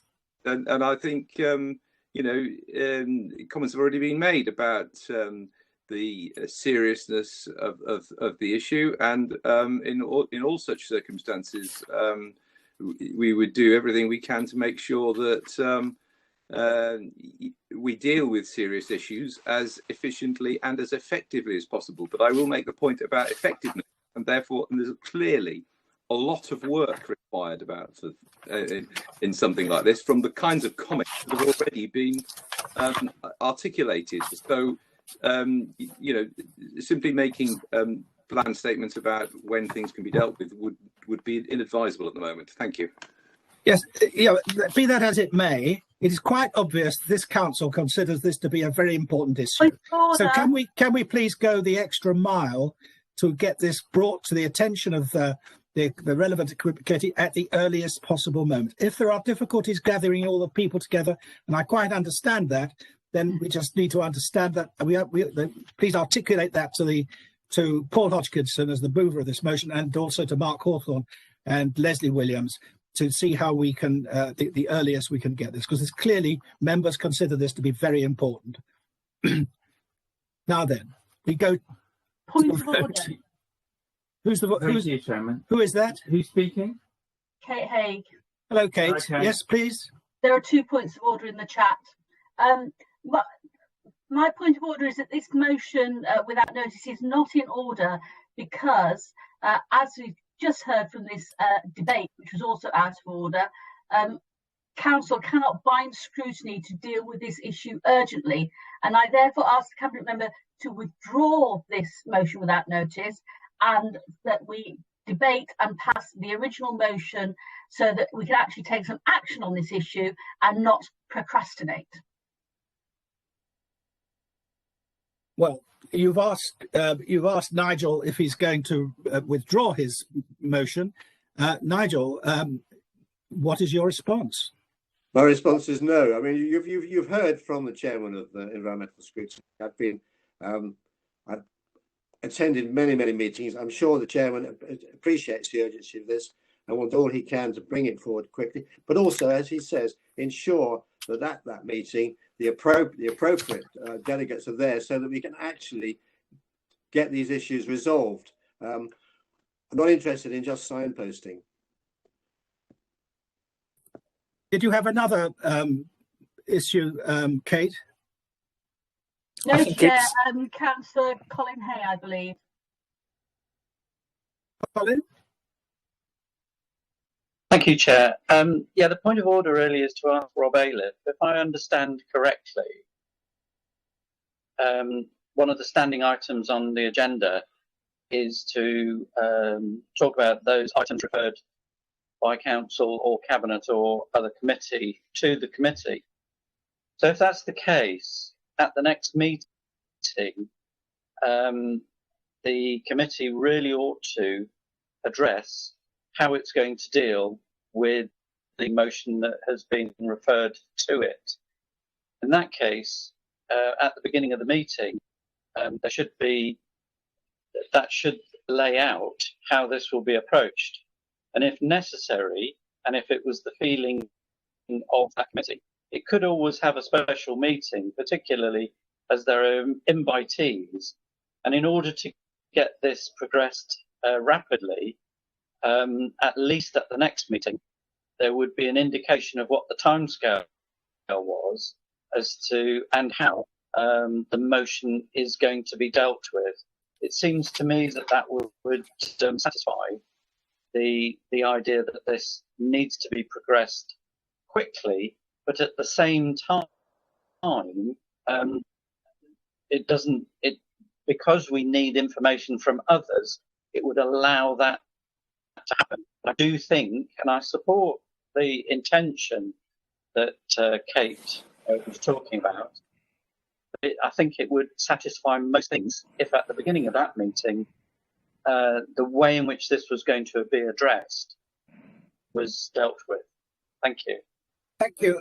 Look, what has been proposed is that we have refer this matter to Environment Scrutiny Committee, and I suggest that we vote on that, knowing that the leaders will join together with and discuss with the monitoring officer how this is best put into effect. I don't think that we can do that at this present time, but I'd like to first of all make sure that we're agreed on this proposal of Nigel Moore's to move the motion to the Environment Scrutiny. So I'm going to take the vote now. Those in favour. Chairman, I've just realised. Hello, hold on. Yeah. Apologies. The Citrix system at the County Council's just gone down. Oh, so dear. A number of members have dropped out. Oh dear. I've dropped out as well. I suspect some of the officers have dropped out. So can we just take a short break, just for 5 minutes, and then we'll get the system out and running. So it's 11:50 Do we know how many people have fallen out? I think a few people have fallen out. I've got to log back on. So it's 11. So it's 11:50 now. Can we reconvene at 11:55? Members, did you hear that? We have a technical problem that not all members can hear and contribute. So we're going to try and resolve that in the next 5 or 6 minutes, and we'll take a break until then. Please don't go very far away. Thank you. We're reconvening the meeting at the point of the vote. Yeah. Now then, members, I do apologise for that technology failure. It would happen at the right crucial moment, wouldn't it? But we were about to vote on the motion without notice to refer this motion 6864 to the Environment Scrutiny Committee. So could we start the voting now, Simon? Yeah, Chairman, I'm wondering whether to make the process simple. Councillor Paul Hodgkinson has indicated that he's supportive of the referral to scrutiny. Paul, are you happy to take the vote, that being will effectively be the substantive motion? And rather than calling out everyone's name, if everyone's supportive of that, then we can take it as the resolution. Now, I need No.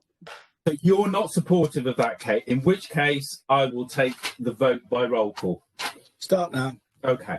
So we're voting on the procedural motion to refer the motion before you to the Environment Scrutiny Committee. I'll call out each of your names in turn. Could you please clearly indicate for, against, or abstain?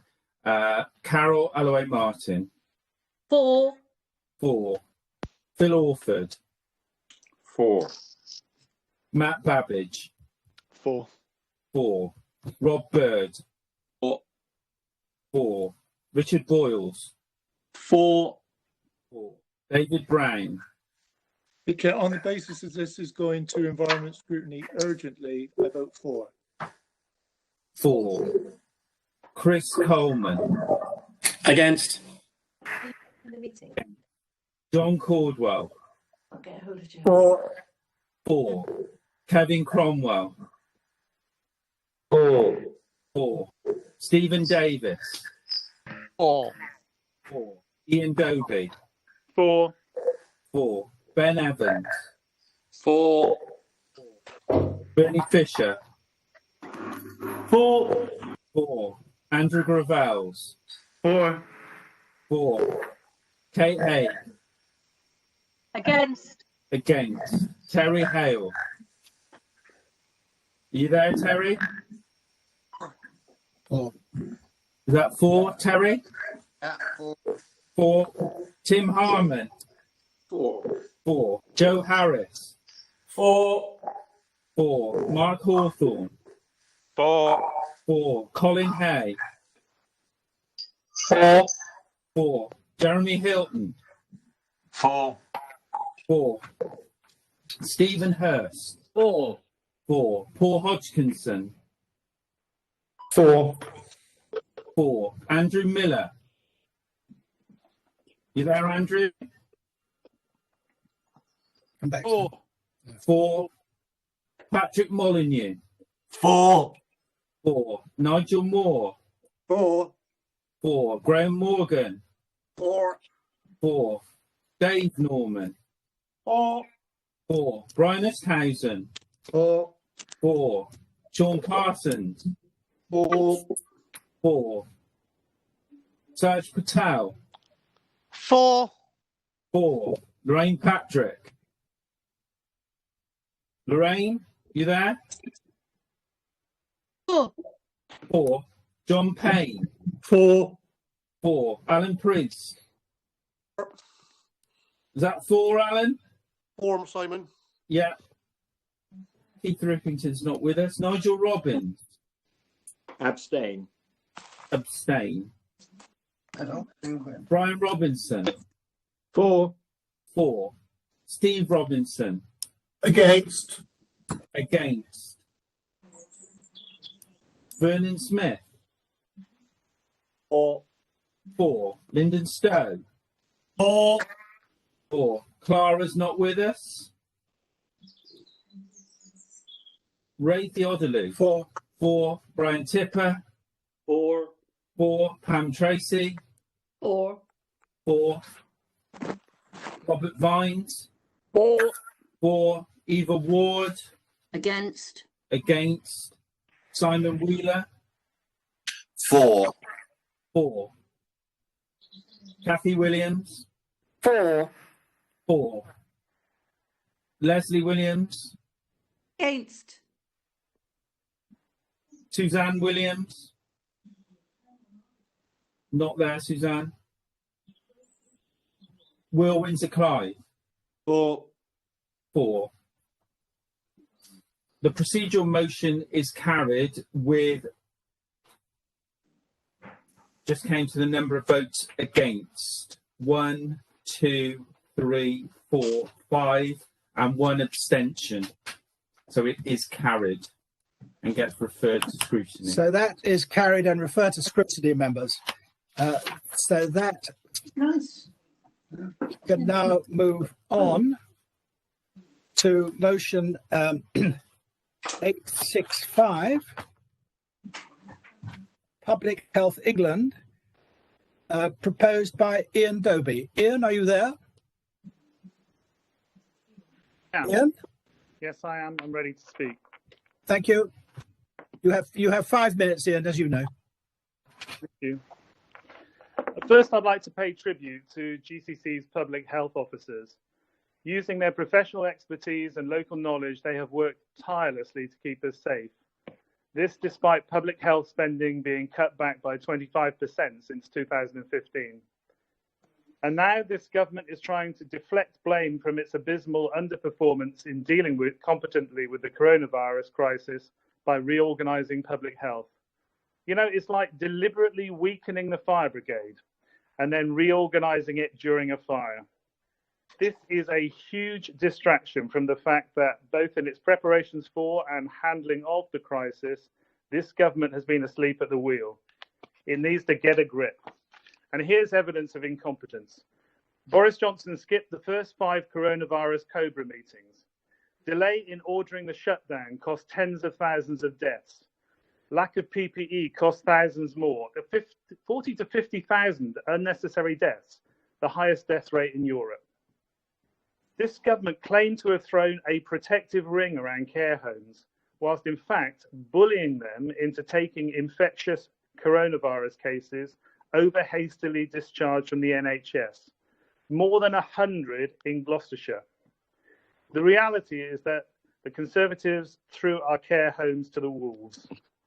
Meanwhile, we have Dominic Cummings, Johnson's Rasputin, shuttling off 200 miles north to Barnard Castle for an eye test with his family during lockdown, thus demonstrating that we're not all in this together. COVID-19 rules are for the little people.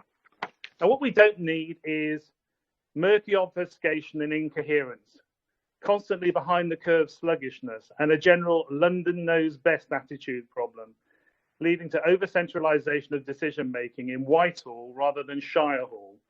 What we do need is clarity and transparency, being ahead of the game, speed of thought and action, and localism, the devolution of power and resources away from London to local authorities and their officers. But the barrier we face in moving in this direction of competency and grip is the smug complacency of Cummings and Johnson, their contempt for public servants, and their sleazy jobs for the boys and girls attitude. I call this latter phenomenon cronyvirus. Hundreds of millions of pounds in COVID-related contracts given to mates without due penalty when these cronies fall short. After all, you can always blame the officials. Power without responsibility. In August, it was reported that 18,500 outsourced track and trace call handlers had traced about 2 contacts each. Many spent their working days watching Netflix. Meanwhile, public health staff had contacted 144 each. And yet the government has now scapegoated Public Health England for blame. That's the same Public Health England that reports to and is controlled and directed by government ministers. But under the Tories, the buck doesn't stop with ministers, much less the PM. Sloping shoulders are everywhere at the top. We need regular testing in all our care homes now, not empty promises and deadlines missed, like saying that regular testing will be applied in all homes by the 7th of September. Well, it wasn't. And yet the millionaire friend of Johnson's, who was given the failing, previously world-beating, test and trace contracts, is now rewarded with the even bigger job of reorganising PHP. This is rewarding incompetence. Don't be fooled by the government's usual game of deflecting proper responsibility for its failure by blaming our hard-working public sector workers, in this case public health staff. The result has been to seriously damage PHE and to undermine belief in its advice in the middle of a crisis. The proposed abolition and then radical reorganisation of public health in England is a massive distraction. It undermines our hard-working public health professionals. It undermines the advice that keeps us safe. Besides hampering the struggle against COVID, it will also damage the fight right here in Gloucestershire against suicide, obesity, smoking and alcohol misuse. Yeah, you have 30 seconds left. Absolutely deserves better. Gloucestershire deserves better. I urge members to vote for this motion. Just how they were, what they were like. Thank you, Ian. Do you have a seconder? I think I've got Nigel Robbins. Is that right? House. She works. Nigel, you there? Yes, I am here. Nigel, you are seconding this motion. Is that correct? That's correct. Do you wish to speak now, Nigel, or later? Well, I prefer to speak later, but I'm not absolutely happy about the connection. I wasn't affected by the Cisco problem, but I've had 2 significant cutouts since the beginning of this meeting. So I think I'm going to take the safer course and support Ian now, if you don't mind. Yes, do carry on, Nigel. I'm getting some interruption, by the way. I'm getting some feedback. Somebody has got their... talking in the background. I can Hold on, Nigel. Hold on, Nigel. We have got some interference. What's going on? I think there's Councillor at the moment in the background. Just bear with me. Pam, we can hear you. Do you want to mute? I'm trying to... It might actually be on Terry Hale's feed, Simon. I'm just trying to find people going down the list. Okay. I believe it's Terry Hale, Simon. He's going to come Terry, yeah, could you mute Terry? I'm just trying to find... Terry, can you hear? Could you mute? I've got it. Yeah, okay. There were 2 people. Yeah, I've got it. Okay, Nigel, that seems better. Perhaps you could start from the beginning, Nigel. I haven't actually started. Oh, right. Yeah, lest anybody thinks this is a left of field issue to criticise the planned public health reorganisation, let it be known and understood that virtually the whole medical establishment is telling us this reorganisation is wrong. I want to say a little bit about the role of the Director of Public Health to begin with. Developing strategies to improve the nation's health and longevity is an extremely important and wide-ranging job. You know that marginal gains in reducing drug addiction, smoking, alcoholism, sexually transmitted diseases, obesity, depression, self-harm and suicide are all you can hope for without better resources or really effective government intervention. And that's before we face up to a worldwide lethal epidemic.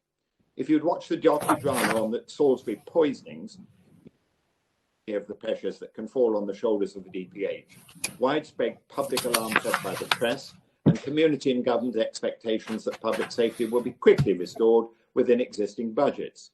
The Wiltshire DPH, if we believe the presentation, suffered failing mental health as, apart from the support of a friendly police chief, she was left isolated in her task of tackling an unprecedented case of public health security and hysteria. Is it really wise to reorganise a major public service in the middle of a crisis such as COVID-19? Doesn't it look like government trying to distract us from its own shortcomings in tackling the outbreak? The constant switching from one approach to another and back again without proper presentation? I pose the question, what do the resignation of the permanent secretary of the Home Office, the resignation of the head of Ofqual, and the appointment of a former digital boss to run public health have in common? Isn't this the shadow of Cummings, as Ian has said, throwing dust in our faces and blaming public officials for political incompetence? Answers, please, on the back of a cigarette packet. If you can find one. If you can't, then well done, Sarah Scott. Do we need another over-centralised body to take control of the pandemic?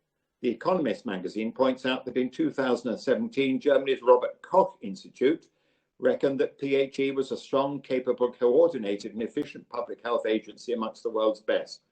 If it failed to test, track and trace early enough, it was the government's failure to prioritise this. Also, insufficient resourcing and a failure to provide local authorities with reliable data, despite warnings from earlier pandemics. and now its replacement is expected to have an even greater spread of Nigel, you have 30 responsibility seconds. under the direction of one of David Cameron's and Boris Johnson's former Oxford cronies. I can't believe that the members opposite, who don't owe their positions in life to the mafia-like influence of people in authority, can possibly support this way of managing our public affairs. Baroness Dido excels at horse riding and supplying households with smart new routers for broadband without proper assembly instructions. I know. Her analysis of PHE is superficial in the extreme. Notice how effusive Hancock's praise of her is. She's been put in place to save his job. Finally, so we move on even further away from a policy giving enhanced local capacity for dealing with the epidemic. Putting an amateur in charge of public health does nothing for the morale of public health officials. For them, this is a slap in the face. We're still in the middle of the pandemic, the worst possible time to throw things up in the air. The nation's doctors and consultants have already sounded the alarm. We can't afford to ignore them. As with Virgil's Dido, it will assuredly end in tears. Thank you, Nigel. Right. Now then, we have speakers. Jeremy Hilton. Thank you, Chair. I wanted to speak to the second bullet point, is about having a transparent inquiry into what went wrong right at the beginning. Where Davey questioned the Prime Minister and has agreed to a national inquiry, but I think it's important that we also have one at a local level to see what went wrong in Gloucestershire. We need to realise that 274 deaths have happened in our care homes, and it's really down to the failure of this council and the care homes to lock down our care homes properly right at the beginning. We know, for example, that there were transfers from hospitals to care homes without any testing whatsoever. Why didn't the cabinet members say no? I've questioned her later on today. Doesn't give me any answer other than it's national policy. There was an over-reliance of agency staff in order to maintain the work in the care homes with people that working between different care homes. That would have helped the virus infect a lot more people than otherwise. There was inadequate PPE, and the training of care home staff who don't normally use PPE didn't happen until about 6 weeks into the lockdown. And there was non-existent regular testing of staff and residents for quite a number of time. So staff just didn't know whether they had the infection or not. So, like I said, there was no evidence that the cabinet members were challenging the transfers without tests at the beginning of the process. And I wonder why they weren't challenging it. It's no excuse to say it's national policy. I was warning the Director of Public Health and others that there were transfers taking place that were not being tested and people were infected coming into care homes. Nobody stopped the transfers. That's why we need a local inquiry and a national inquiry and make sure something like this never happens again.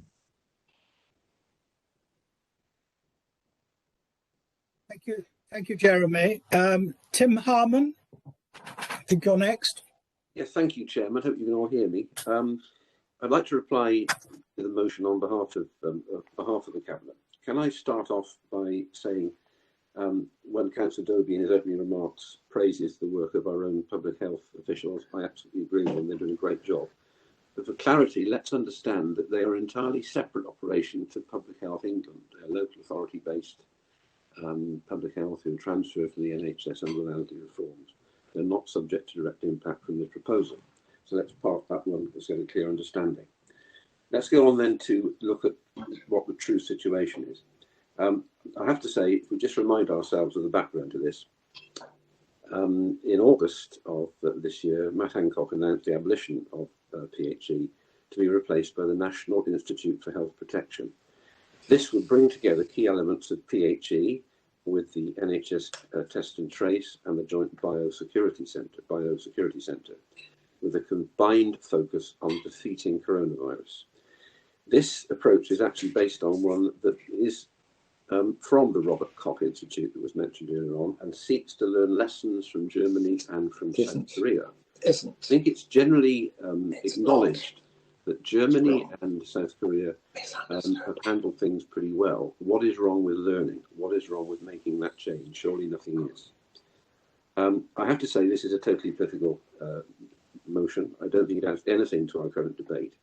And it's a rather curious position for the Democrats. I fully understand the points that Councillor Hilton has made about the advice on the discharge of patients into care homes, but let us remember that was based on advice from Public Health England. And that is now we are in the position where Councillor Hilton is effectively wishing to retain, make no change whatsoever to Public Health England at a time when quite clearly I think some of the advice could have been better. And when the inquiries take place at national level where they should be, I think that's something that needs to be analysed. I'd also just make a point that we do work quite well with Public Health England in the South West, and we look forward to continue doing so in its new role with the Institute. What I'd just like to conclude, if I may, is just to ask people to think on. This has been a major crisis that has hit the whole world. There's very few countries in the world that haven't been affected. We have to, as a country, and this government, and indeed all governments, have to make sure that we learn every lesson that's possible, that we tool up our arrangements for the future. I hope to God we don't get another coronavirus, but we don't fully yet understand its origins in China. We know that other viruses such as SARS have emerged. It didn't affect the UK, but it did affect places like South Korea, which is probably why they have done better in this situation than others. So I think this is a totally political motion, and I call upon the Council to reject it. Thank you, Chairman. Thank you, Tim. I've now got Kate Haig. Kate? Chair, I have an amendment. I'm sorry, Kate. I have an amendment. You have an amendment. We'll put that on the screen, Kate. Have we got the wording? It's coming up now. I have put it in the chat so you can see. Okay. So your amendment's in red, is it, Kate? That is correct. Right, I'll start now. So this amendment intends not only to support our public health service in terms of our relationship with government, but also within the council as well. If we're going to argue that public health should be kept local and in the democratic control of councils, then I think we also have to make sure that when we have that public health in our control, it has the status and the resources that it needs within our own council. And I was fortunate enough this morning to just catch Sarah Scott on Radio Gloucestershire talking about the latest lockdown and giving some really excellent advice, very clear, and talking about the testing situation in Gloucestershire. I think that kind of clear relationship between local people and a public health department cannot be underestimated, and I think we should all really value our directors of public health. There's been some reference to the Shrewsbury poisonings programme that was on the television there, and I know, having spoken to members in that area, that the role of the Director of Public Health, but also the democratic engagement of local members and the leader of the council in dealing with the public led to a great deal of trust in the public when they were asked to do some very difficult things. And I think it's really, really important that we keep that. We are seeing over 3,000 people testing positive for COVID-19 every day. And so now is not the right time to be reorganising public health. It's really important that we keep public health close to our communities. And I should just finish by saying that public health should not be a Cinderella service. It should be local, and we must give it due prominence. Thank you, Chair.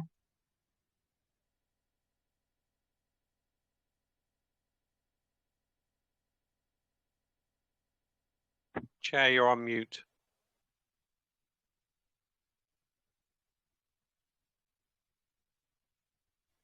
I've got Leslie Williams to second for me, Chair. Yeah, sorry, I couldn't unmute. Now then, thank you for that, Kate. I'm going to ask now, Ian Doby, do you accept that as a friendly amendment, Ian? Yes, I do. Nigel? And Nigel? Yeah, Nigel's indicated, yeah. Has he? Yeah. So that being a friendly amendment, we can incorporate it in the original proposal, can we? Is that right? Have I got Yes. that right, That's Bob? right. Right. Okay. Well, we can now we now have a speaker for this amended motion. I think the last speaker, Leslie Williams is Leslie Williams, yes. and then I thought we had Mark Hawthorne. Is that correct? So anyway, Leslie. Thank you very much. Well, first of all, I would like to second the amendment as proposed by Kate.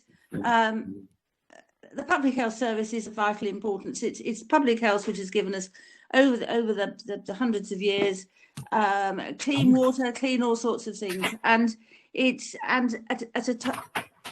the role within local government has become more and more important as we've seen strategies introduced to improve the life and to reduce inequality. And I really do commend the work of Sarah Scott and her team. We've had scenes absolutely. There's a lot of background noise going on. It makes it really quite awkward. But we've seen 2 excellent annual reports from the public health team, and it really should not be seen as a Cinderella service. So I do really commend that. And if I could just make the point that when Tim Harman was speaking, he referred to the importance of learning. And yes, learning is absolutely essential. Wouldn't it be better if we waited until we'd seen the national inquiry into what had gone on before we start to think about any more reorganisation? I think it is just crazy to consider changing something midstream when we are in the midst of a global crisis. And it's getting worse. It's not as if it's getting better. So to think about reorganising something at the moment is just a deflection from the reality of what's happening. Thank you for letting me speak. Thank you, Leslie. I have Stephen Hurst. Stephen? Thank you, Chair. Thank you very much indeed. Every member of this council should have 100% confidence in our public health teams who have worked their socks off during this current pandemic to keep everyone in our county safe. I was somewhat disgusted yesterday at the scrutiny meeting to hear very thinly veiled attacks on our Director of Public Health. It was disgusting. Let's all give the Public Health Department in Gloucestershire County Council more than the full credit that they deserve. They've worked very, very hard to keep us all safe and will continue to do so in the future. Thank you, Chair.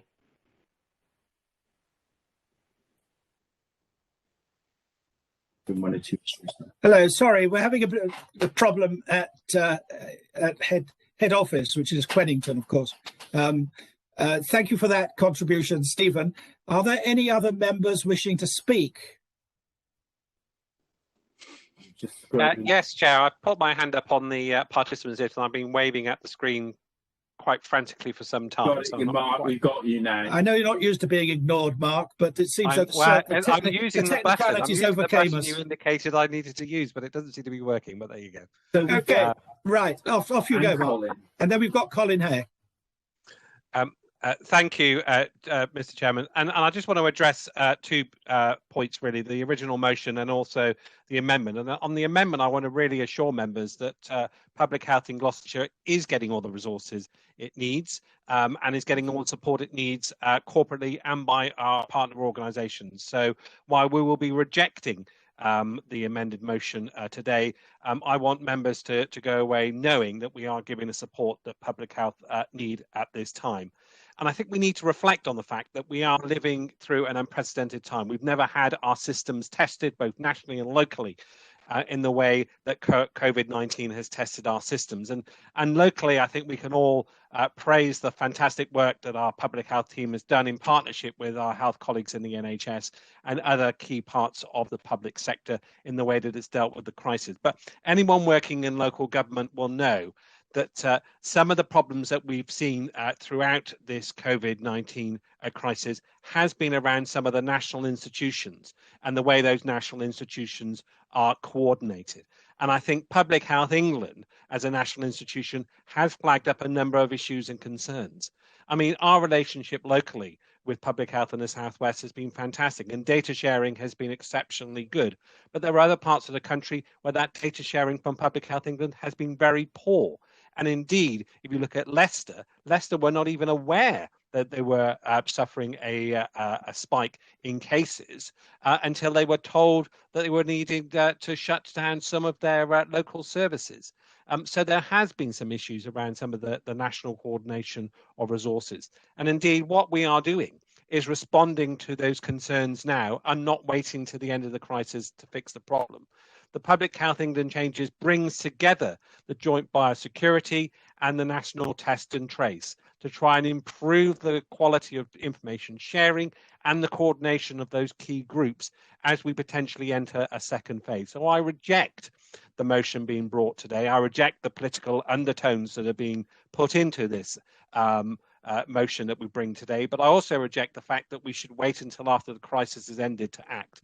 There are clear issues around coordination of some of our national key organisations. It is right to act now to fix those issues, to better ensure that what we are delivering locally is supported by the best possible structure nationally for this crisis.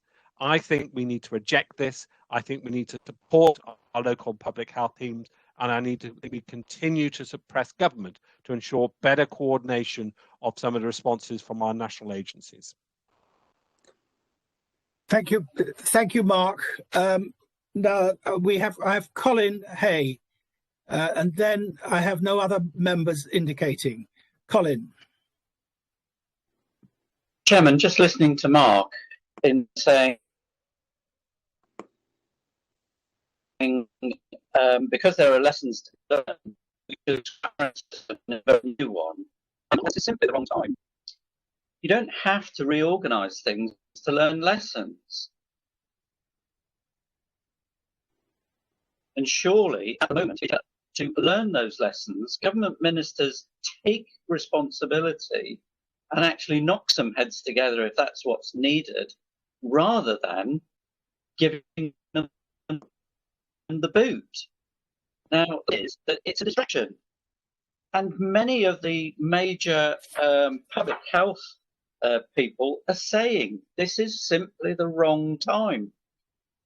Nigel Edwards, Chief Executive of the Nuffield Trust. The government risks making a major misstep by dismantling its own public health agency at such a crucial time. Richard Murray, Chief Executive of the King's Fund, has to be answered about England's handling of the COVID-19 crisis, but in the middle of a pandemic is not the time to dismantle England's public health agency. The chair of the council, we must absolutely not allow PHE to hold the blame for wider failings in government decisions. Professor Simon Wesley, President of the Royal Society of Medicine. And there's plenty of people who are saying this is simply the wrong time. That is what this motion is about. If afterwards there are good reasons to make a reorganisation, we can look at it. But Ian made it very clear at the start, now is not the time. And there's clearly been mistakes made. And the great suspicion is that it's to deflect responsibility instead of making changes and making those agencies work together, which is a government and a minister's responsibility. And it's about time they faced up to those responsibilities rather than blaming somebody else.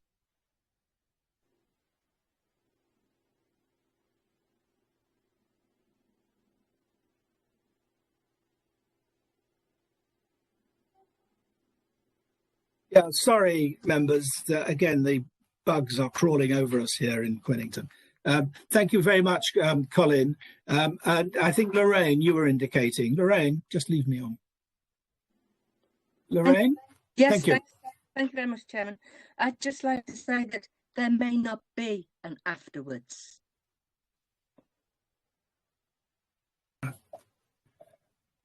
Thank you. Sorry, Lorraine, have you finished? Yeah. Okay, if there are no other speakers, back to Ian to sum up. Thank you, Ian. Yeah, thank you, Chair. Can you hear me okay? Yes. Yeah, I'd like to comment on Councillor Harman's response on lessons to be learned from Germany. I agree there are How lessons. long's he got? 5 minutes. Lessons to be learned. I lived in Germany on 2 occasions for more than 3 years. Well, Germany is where localism is certainly practiced, but that's not in reality what is proposed by the government. What they intend to do is to hand this responsibility over to Boris Johnson's Oxford friend Dido, who failed at Talk Talk, who has already failed with her world-beating national efforts to date. She will be gifted this responsibility.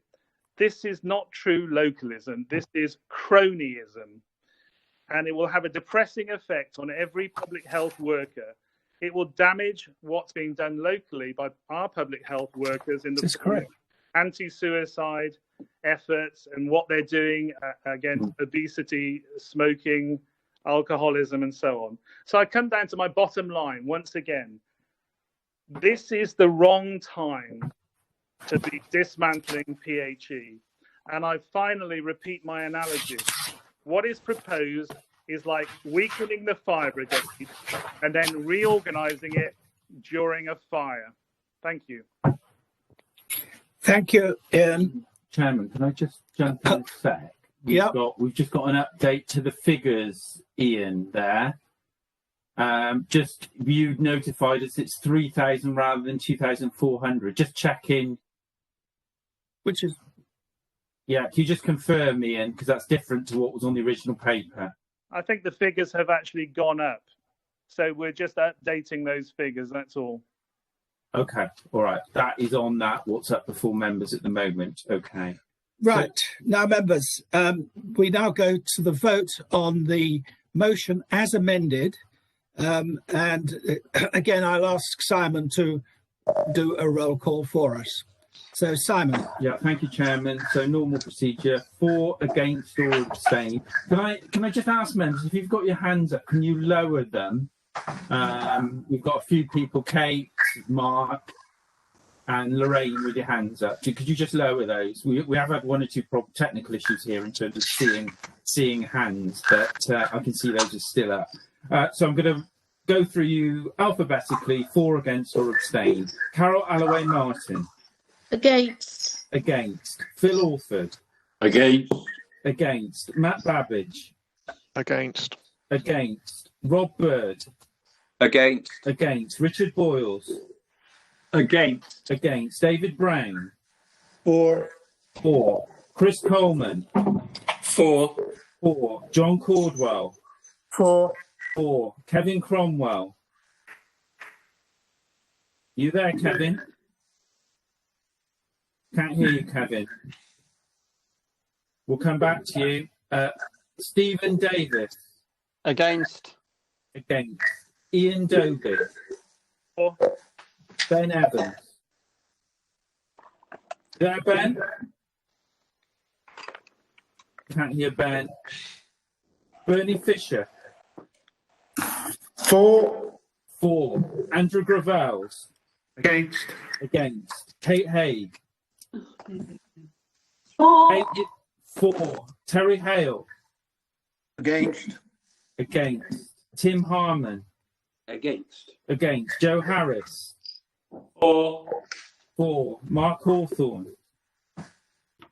For.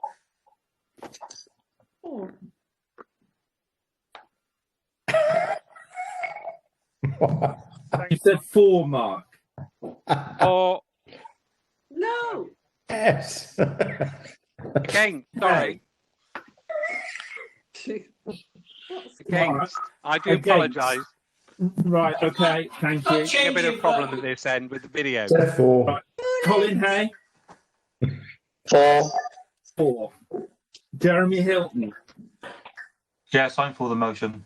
4. Stephen Hurst. Against. Against. Paul Hodgkinson. For. 4. Andrew Miller. Against. Against. Patrick Molyneux. Against. Nigel Moore. Against. Against. Graham Morgan. For. Dave Norman. Against. Against. Brian Oosthuizen. For. Sean Parsons. Against. Against. Saj Patel. Against. Against. Lorraine Patrick. Against. Against. John Payne. For. Alan Priest. Against. Against. Keith's not here. Nigel Robbins. For. Brian Robinson. Against. Against. Steve Robinson. For. Vernon Smith. Against. Against. Lyndon Stowe. Against. Against. Clara. No. Ray Theodolou. Against. Brian Tipper.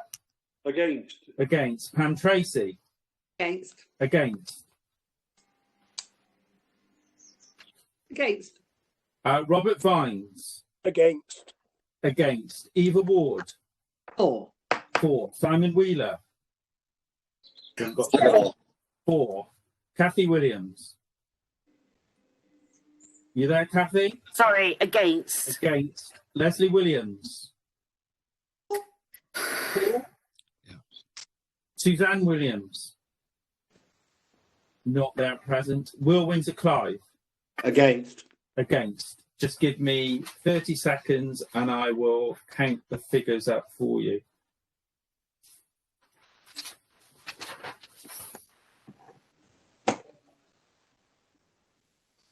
I think it's 28-18.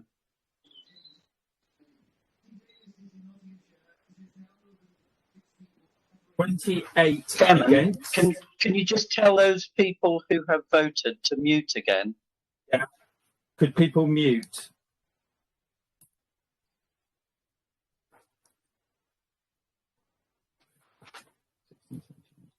So the result of the vote, the motion is lost. There are 28 votes.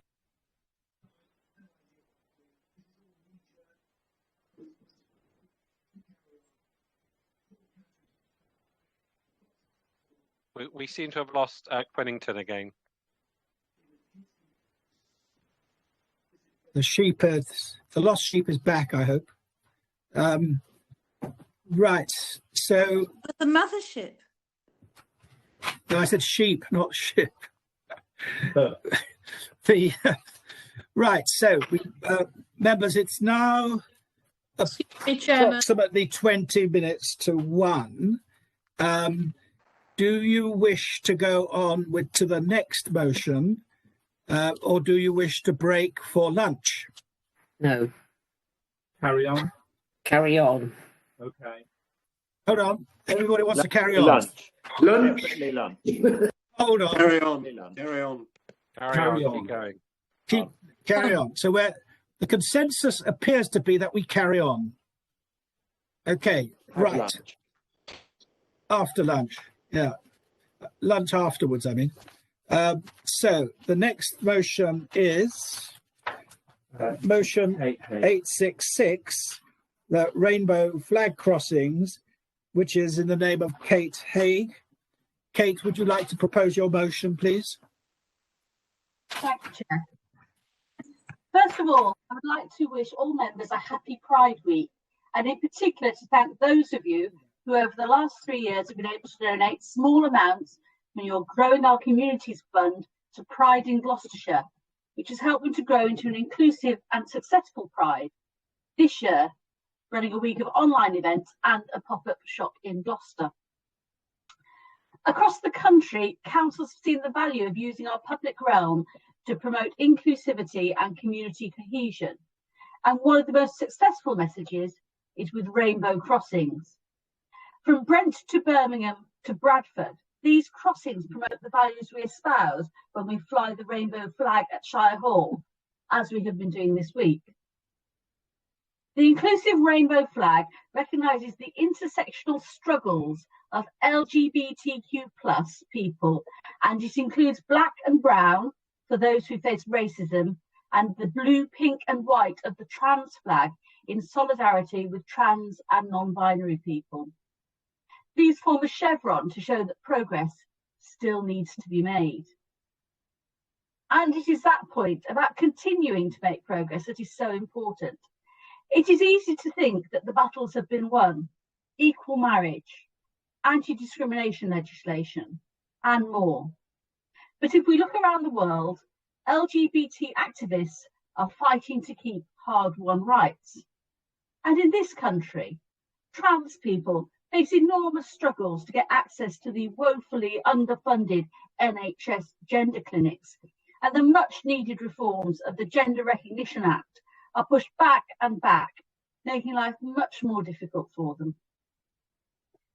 This motion refers to the Europride bid that Pride in Gloucestershire are planning. If successful, this would bring a 3-week festival to the whole county.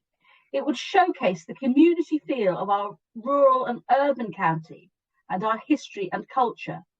Thousands of people would spend at least a fortnight in this county, and as well as a Pride festival, there would be a parade, a film festival, and much more.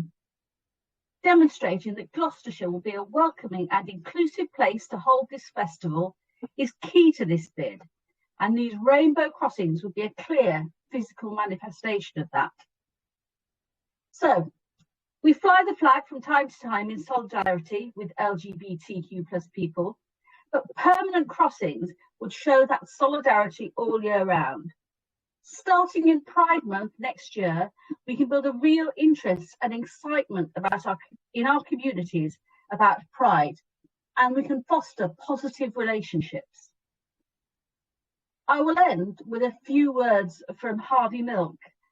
He was one of the first openly elected gay officials in the world in San Francisco, and he was assassinated on the 27th of November 1978. But I think his words are very relevant today as they were then. It takes no compromise to give people their rights. It takes no money to respect the individual. It takes no political deal to give people freedom. It takes no survey to remove repression. I hope that all of us can support this motion today. Thank you. Thank you, Kate. Leslie. And now I think, Leslie, you are seconding this motion, is that correct? I am. Please may I speak at the end? Yes, indeed. Right. Now, members, open to other members. Those wishing to speak, please show. Councillor Paul Hodgkinson. Paul? Yeah, thank you very much. The Liberal Democrat group will definitely be supporting this. I'd like to thank Kate for bringing it to the council meeting today, and I'd also like to thank Kate for what she does and everything she's done for the LGBT community in Gloucestershire. You really have been a star on that, Kate, so thank you. I just wanted to say, obviously this is something very personal to me because I'm one of the 2 openly gay members of this council. I would say that the battles have, as Kate has said, some battles have been won, but there's a lot of battles still to win. And, so although I support this motion and have seen the crossings across parts of the country, I've walked across the one in Birmingham, which very sadly, actually, at the weekend was the scene of some horrendous acts of violence, not directed to gay people, I might add. And so absolutely support that. But I guess what I would like to say is that there's still more to be done across society, and some of the bigotry that gay people, LGBT people still face is really very sad, I think, not just in this country, but more across the world. And recently, I was the subject of a derogatory comment on Twitter from someone who was a councillor, a Conservative councillor, until recently has now just stood down in part of Gloucestershire, which I think is, again, just kind of emphasises that this stuff is still out there, really. I have to kind of shake it off, sort of shrug it off as just a comment that was probably said, for other reasons, but I think it emphasises the point that there is so much more to do than meets the eye, really. And so thank you, Kate. We will be supporting this. And as you said, it is Gloucestershire Pride Week. So I'll be out there tomorrow in Gloucester talking to members of the LGBT community who are doing so much on that. So we'll be supporting it. Thank you.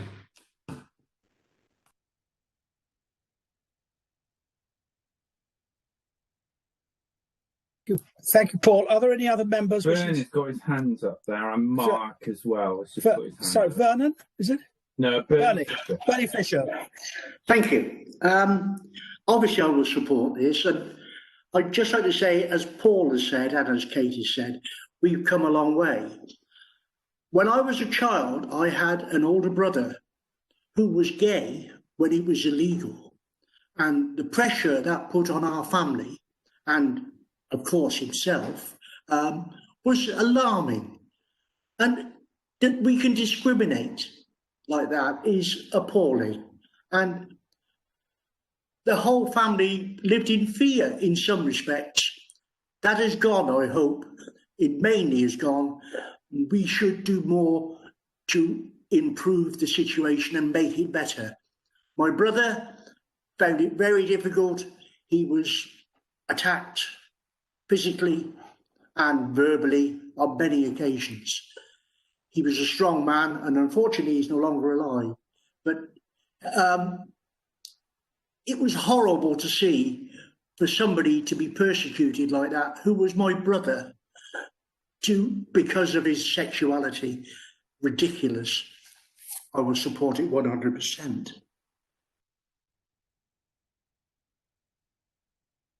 Thank you, Bernie. I don't. Councillor Mark Horton. Mark, I think you're the only other speaker. I the can person wishing to see at least speak. one other hand, which is Joe Harris. And Simon Wheeler. Oh, I'm sorry, they're now appearing. So we have you're waiting though, Mark. Yeah. So, yes, I'll allow others to speak yeah. beforehand. So the next, Joe Harris. Joe there. Yeah, I'm here. Thank you, Ray.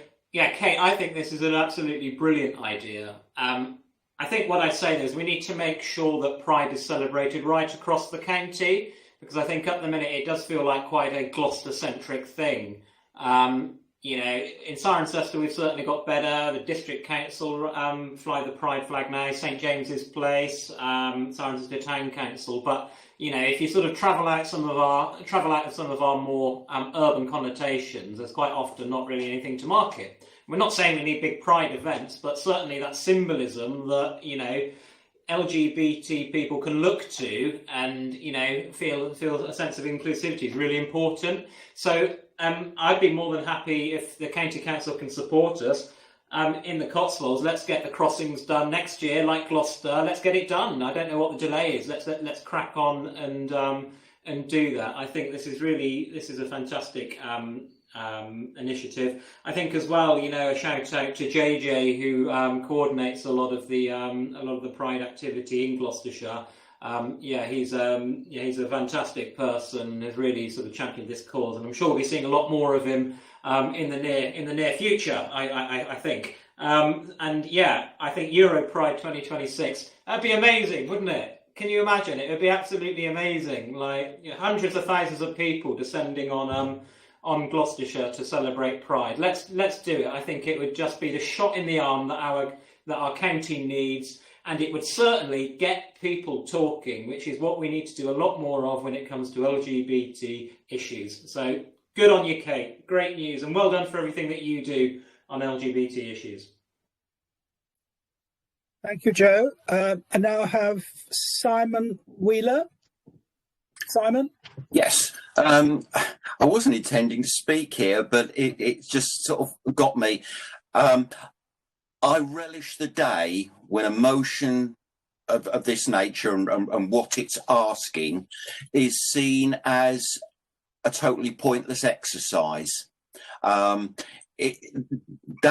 what I look forward to, when we don't judge people on their sexuality, on their colour, on their race, on their creed, but what comes out of their mouths and what they personally stand for, and that we can sort of be blind to the way people run their lives, rather than treating them based on, as I say, race, creed, colour, or sexual orientation. So I'm very supportive of this motion, but thank you. Thank you, Simon. Andrew Gravels. Andrew? Yeah, hi, thank you, Chairman. So one of the events that I attended during my year as Chair of Gloucestershire County Council was the PRISM, the Staff Awards ceremony that they hold every year. And I always remember giving Kate Haig, Kate, the title of your award was LGBT plus champion, is that right? And so, Kate, you have a good record of service and being very brave on issues like this. And I remember at the end of that ceremony, which was held in the members' room, I gave you a quick peck on the cheek. So I hope, having done that, that when I see you at future Pride events, you won't have that awful badge which says "never kissed a Tory," because it's simply not true. So I do just want to thank you, Kate, and also Paul, for the words that you spoke in highlighting the issues that LGBT people plus face. I want to take this opportunity to look slightly inwards and talk about, for a second, our own staff support group. I think the work that our own PRISM group, PRISM, PRISM group do is absolutely invaluable to all of staff members, so that they know that there's some people that they can go and talk to in total confidence, seek advice on any issues, not least of all any issues around intimidation or bullying in the workplace here in Gloucestershire County Council. And I'm really pleased that, as we all know, our record on LGBT issues for our employees is absolutely up there with the best. And finally, I just want to pay tribute to the work that not only the leader of the council has done on these sort of issues, but also his predecessor, Councillor Barry Dare. Barry Dare was a great champion of LGBT issues when perhaps at a time it wasn't particularly politically advantageous to do so. Barry Dare was a brave guy and certainly led the way for people like Mark and myself and others to pick up the LGBT issue and be extremely open about these issues that people have to face. But Kate, please get rid of that badge. Thanks, Chairman. Thank you, Andrew. Now then, I have Leslie, you've reserved your position to the end, but I think Mark Hawthorne wants to come in.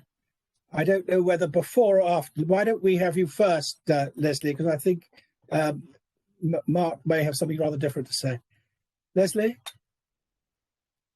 Okay, it is customary for the person seconding the motion to speak at the end. If you wish, that I will leave you to the end. Okay, well, maybe we're going to get some good news from Mark. So on this occasion, I will go ahead now. I first encountered the Rainbow Crossing when I was in the Royal Borough of Greenwich last year. They've got several in Woolwich, and they are just, they're just joyous, and they should be everywhere. The public realm is such an important part of life. It's the messages it gives to the people who live in the areas is really very important. I mean, people who live in areas where they're not very beautiful, it affects them. And so this message of a rainbow crossing will be such an important message to say to people, we are an inclusive society, and we should be inclusive in society. There should be no othering of any sort. And so I would just love to see these crossings going wherever they possibly can. The comment that, well, do they fit with traffic orders or whatever? Well, let's make them fit. Why should we allow such things to be a deterrent? Usually these things are only guidance, they're not mandatory. So let's go ahead, let's put them in, and I would like a couple, please, in Stonehouse. This is well known, and hopefully there will be one fairly soon. But I just do fully support seeing these crossings going wherever we can possibly put them. Thank you. Thank you, Leslie. Now, are there any other speakers? No others. Right, Mark Hawthorne.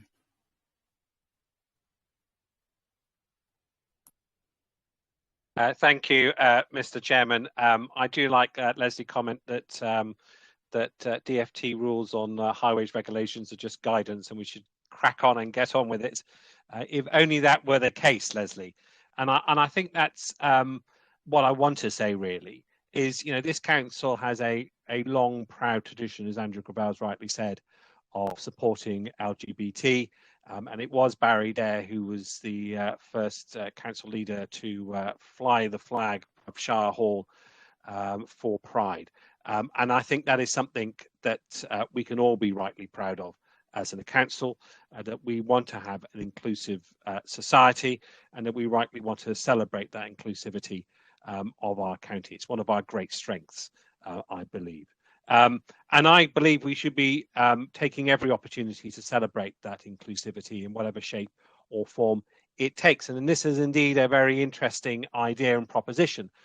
I do think, however, we need to look at it in a bit more detail. There are some specific issues around DFT guidance, around using rainbow crossings. You cannot use rainbow crossings as a replacement for a zebra crossing. That is absolutely very clear.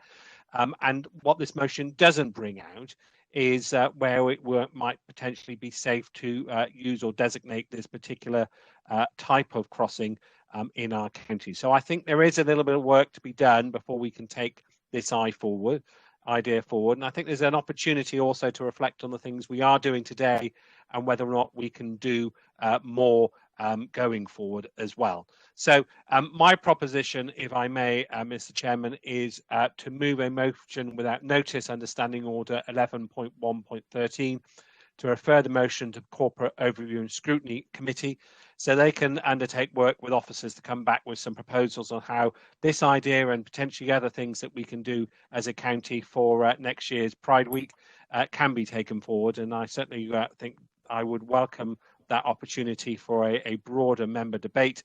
And I look forward, I think, to any proposals that they bring forward that we can implement as part of our ongoing support for this great cause. Thank you, Mark. Do you have a seconder for your proposal?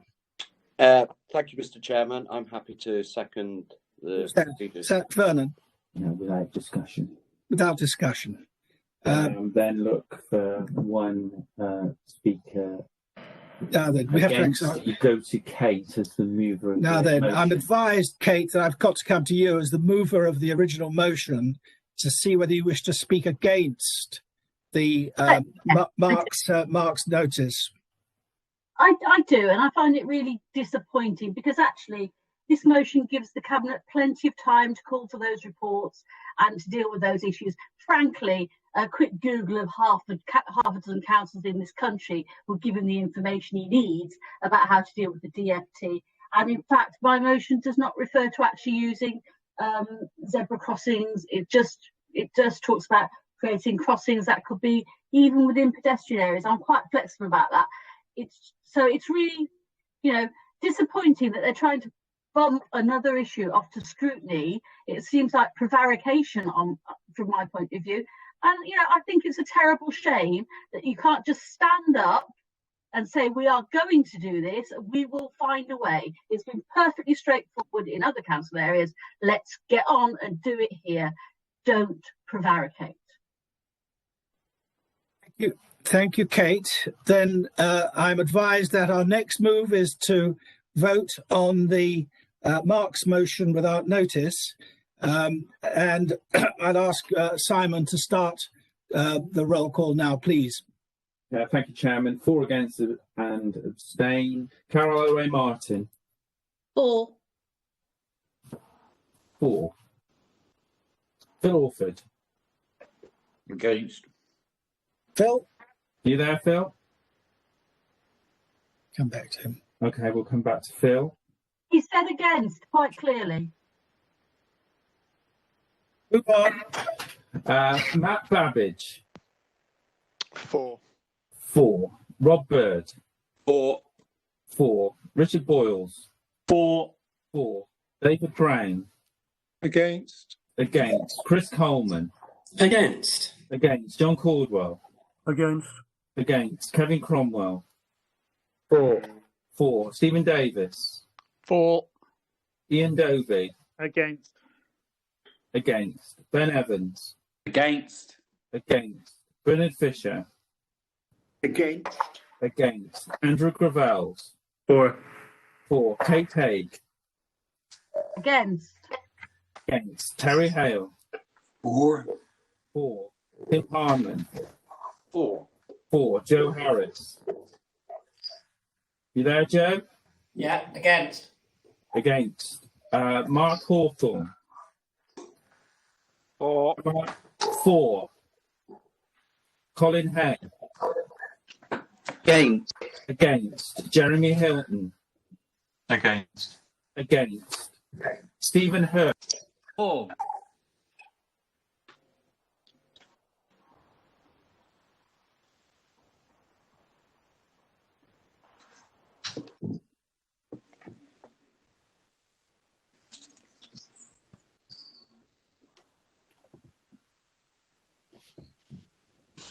We seem to have lost the centre again.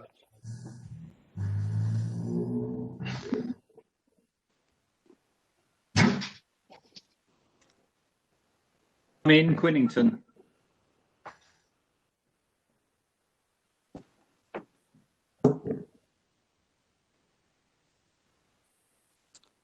Is another officer able to take over the roll call? Do we have anybody else with a list of who's already been called? I'm afraid I don't have one to hand.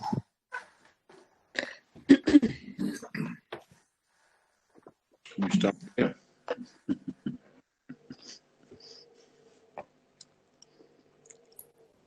Can you hear us now? Yes, we can. Right, okay, we're back. So we got as far as Stephen Hurst for Paul Hodgkinson. Against. Against. Andrew Miller. You there, Andrew? 4. 4. Patrick Molyneux. 4. 4. Nigel Moore. 4. 4. Graham Morgan. Against. Against. Dave Norman. 4. 4. Brian Oosthuizen. You there, Brian? Can't hear you, Brian. Against. Against. Got you. Yeah. Sean Parsons. 4. 4. Saj Patel. 4. 4. Lorraine Patrick. 4. 4. John Payne. Against. Against. Alan Priest. 4. 4. Keith, not here. Nigel Robbins. You there, Nigel? Here, Nigel. Come back. Brian Robinson. 4. 4. Steve Robinson. Against. Against. Vernon Smith. 4. 4. Lyndon Stowe. 4. 4. Ray Theodolou. 4. 4. Brian Tipper. 4. 4. Pam Tracy. 4. 4. Robert Vines. 4. 4. Eva Ward. Against. Against. Simon Wheeler. Against. Against. Kathy Williams. 4. 4. Leslie Williams. Furiously against. Against. Suzanne Williams. I think Suzanne's not there. Will Windsor Clive. 4. 4. So I'm just going to go back to the people we didn't pick up. Phil Orford. Are you there, Phil? Can you hear us, Phil? I can hear you. So how are you voting on this one? 4. 4. Thank you. We didn't pick you up the first time. And then the other member was Nigel Robbins. You there, Nigel? I think we've lost Nigel. So bear with me just a sec, and I'll give you the numbers.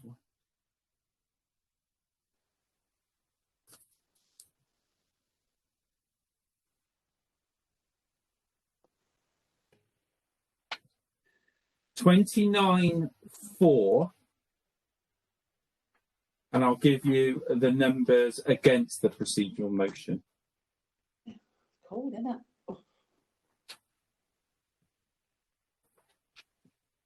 18 against. So the procedural motion is carried 29-18. So that brings us to the end of the motion. Thank you, members. Now that brings us to the end of the motions. And I now propose that we break for lunch and reconvene at 20-2. Is that all right, members? So can I ask all the members not to, please don't disconnect, but could you mute and turn your cameras off. Is that all right? So 20 minutes to 2, we reconvene, members. 30 minutes for lunch. Yeah, thank you. Okay, thank you. We now move on to item 9, which is members' questions.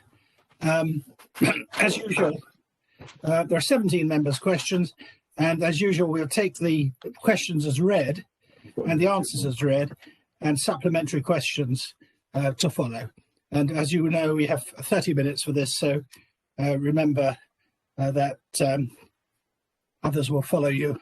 Don't take up their time. Ray, we've got one urgent question at the end. And at the end, we've got one urgent question which we've agreed with the leaders can be allowed for Ian Doby. So that's tagged on at the end. I don't know if that got out into the documents. It did. It's in the documents. It's in the documents. Right. Yeah. Good. Okay. Right. The first question is from Jeremy Hilton to Tim Harman. Do you have a supplementary, Jeremy? Yeah, I've got supplementaries on 5 of the questions. On this one, based on your answer, that 18% of care home staff have been tested positive for antibodies, I've calculated that would be around 1,038 right across the county for the total number of people employed. I just wonder whether you will be testing the other 4,000 that haven't been tested so far, check whether they've got coronavirus positive tests for antibodies or not. I think that will be our objective, Councillor Hilton. Yes, I'd be very happy to give you further details when we've got them in the future. Okay. Question number 2 to Kathy Williams. You okay? I just wonder, Kathy, whether you could provide documentary evidence that you challenged or questioned the transferring of people from hospital to care homes that were done without a COVID-19 test, up until the date of the 7th of April, when you issued your press release saying hospital discharge cut to 3 hours as part of the coronavirus response. Because I was challenging this situation, deeply concerned about it. I wonder whether you can provide any documentary evidence that you were doing the same. Thank you for your question, Jeremy. Always interesting as usual. The County Council followed all applicable guidance from Public Health England in working to support the Gloucestershire's NHS service, and we responded to the national guidance, which was to create as much capacity in the hospitals as possible because of the anticipated clinical demand of acute care. To refuse to assist would have potentially compromised the treatment of our population. By this date, we would have been communicating with providers regularly, and these had been from the 24th of February. And these communications included information and guidance on PPE and controlling infections, and were based on government guidance at the time. And also at that time, only those exhibiting symptoms were tested for COVID. Those older people without symptoms being discharged from hospital were not considered to be a risk.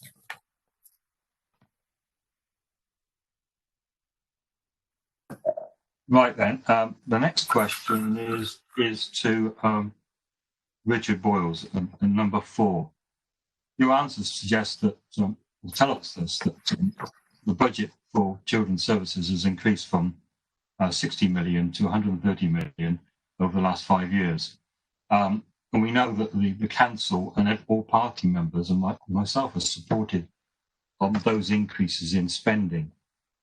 But already this year's budget, which was set at 130 million, is expected to overspend by 10 million. That's removing the additional expenditure because of COVID.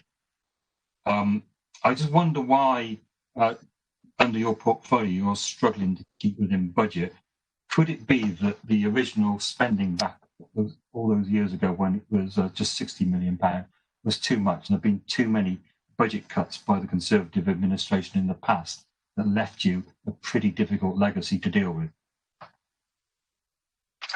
First of all, thank you very much for the question. The first thing I'll cover is the factors that have driven the budget. The high needs block, the home to school transport, the placements budget, as you're well aware, we discussed at council on many occasions, both in and out of county, and then staff costs, the costs in agency staff, and also the overall growth of 60 additional social workers into children's care since 2017. We've also spent money on the Social Work Academy, the rollout of remote working, Travone House, which you're very familiar with, the new front door. We used to have 5 front doors into children's services. We now got 1 multi-agency front door with many more partners working with us. High levels of need in children has grown over the last number of years. The drive to achieve caseloads of 18 or below for our social workers, so giving our social workers the ability to work as professionally as they need to with each individual case and child and family that they have, and the creation of advanced practitioners within social work teams, so freeing up our most of the mature social workers and social workers that have been promoted to that position to mentor new social workers coming into the business. We are doing ongoing work with the finance department, as it were, and in cabinet and across the other committees that I work on to control the budget. And we are very well aware of the factors that are pushing it. So we do have a number of things in train to address budget spend going forward. And some of those are we bringing forward into the county council arena to be voted on and discussed at future meetings. As for underspends in previous years,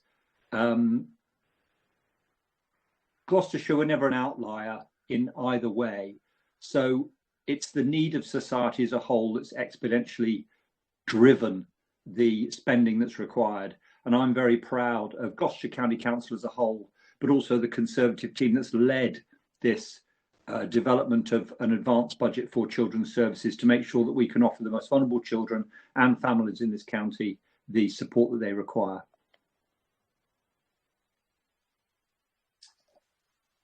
Yeah, question 7, and thank you for your previous answer, Richard. And I'll agree with you, it's vitally important that we provide the best possible care for the children that are in our care, and I would support you in doing everything you can to achieve that and to improve the service. I just wonder what further needs to be done to turn the children's services around, and move it from being classified as inadequate and taking it to the next stage. I just wonder what you think you need to do, what help do you need from council over the next few months to achieve improvements, further improvements in children's services? Okay, thanks very much, Jeremy. This was my favourite question. Only Ofsted can turn around the grading of a failed authority, and that happens with a full inspection. So regardless of what we do, the inadequate badge is ours until re-inspection. So we can't change that. But there are lots of areas of improvement in children's services, and members of your own group who attend children's services meetings have had no doubt been able to inform you of what they are, so I won't rehearse them further here. But just lately, reports from the Department for Education, reports from the Independent Chair of the Improvement Board, scrutiny reports, the DFE review on the 2nd of July 2020, all indicate improvements in children's services. And I'm confident of a better outcome next time we're re-inspected, which, as you pointed out, is going to be early in 2021.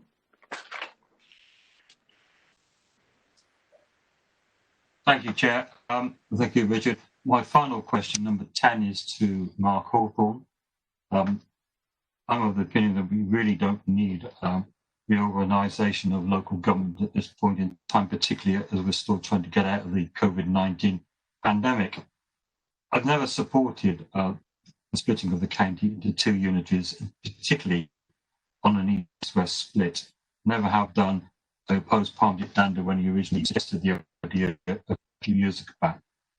I see you mentioned Strat Council.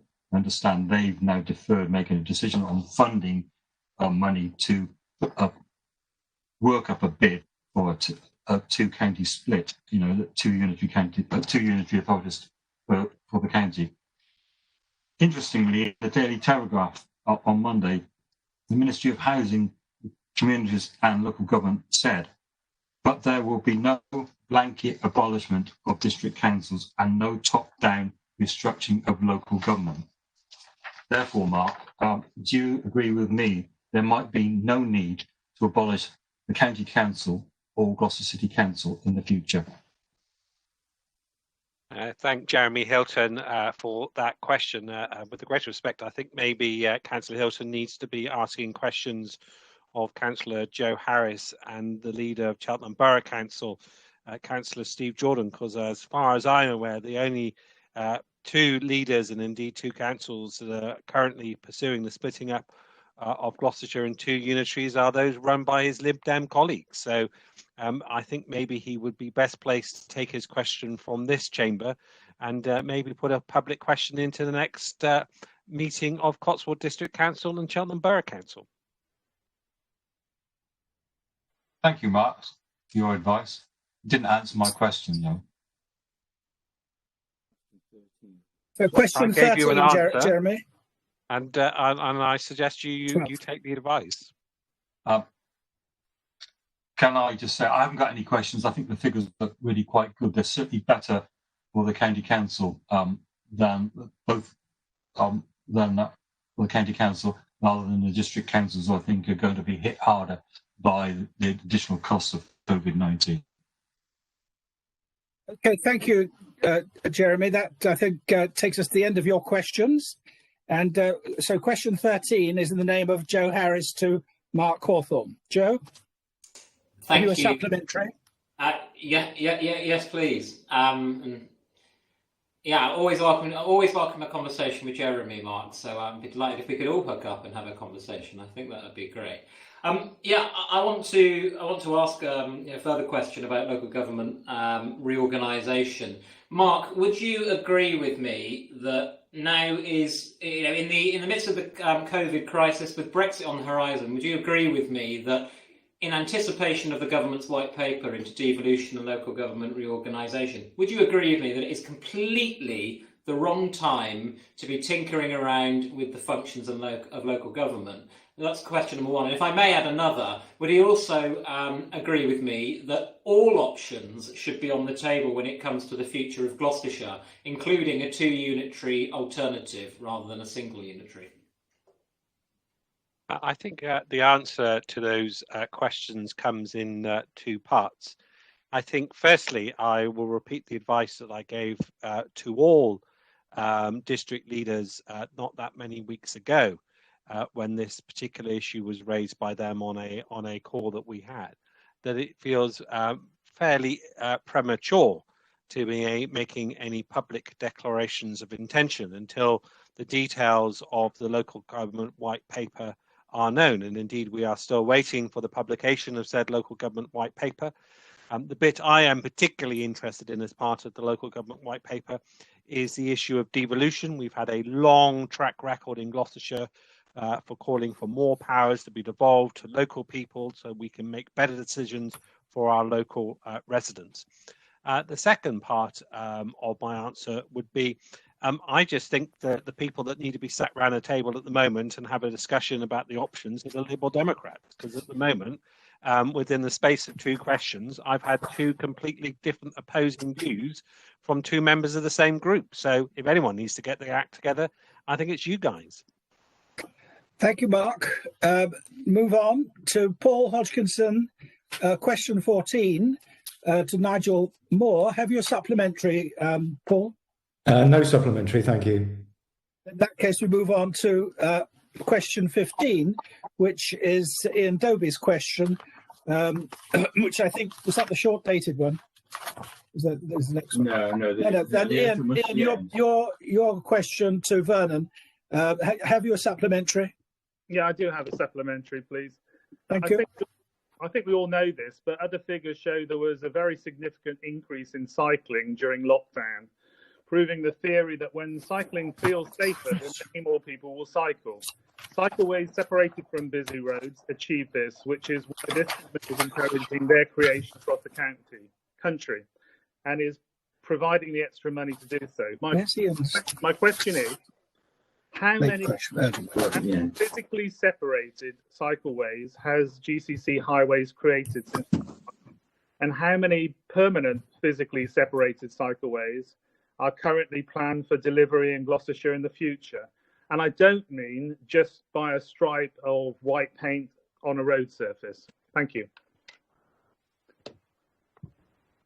Thank you, Ian. Like yourself, I'm very keen to see cycling promoted, and I think it's fantastic the work that the administration has been pushing forward, and not just on COVID, with their travel by cycle strategy, which I think is excellent, and to be admired how Councillor Moore as well is pushing it forward very sincerely through his portfolio as environment. As to your particular question, obviously I don't have that sort of detail to hand, so what I will do is ask officers to have a look at that for you and copy you into their response. Thank you, Vernon. So we move on to Eva. Eva, you've got 2 questions. Have you a supplementary for question 16?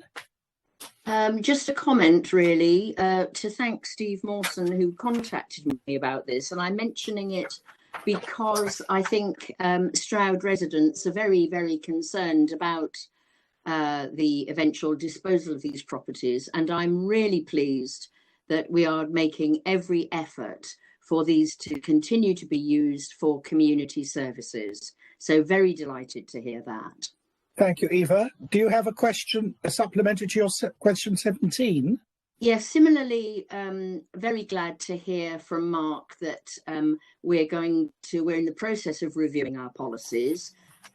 My question is, could we somehow get the outcome of that review? Could that be passed on to the members?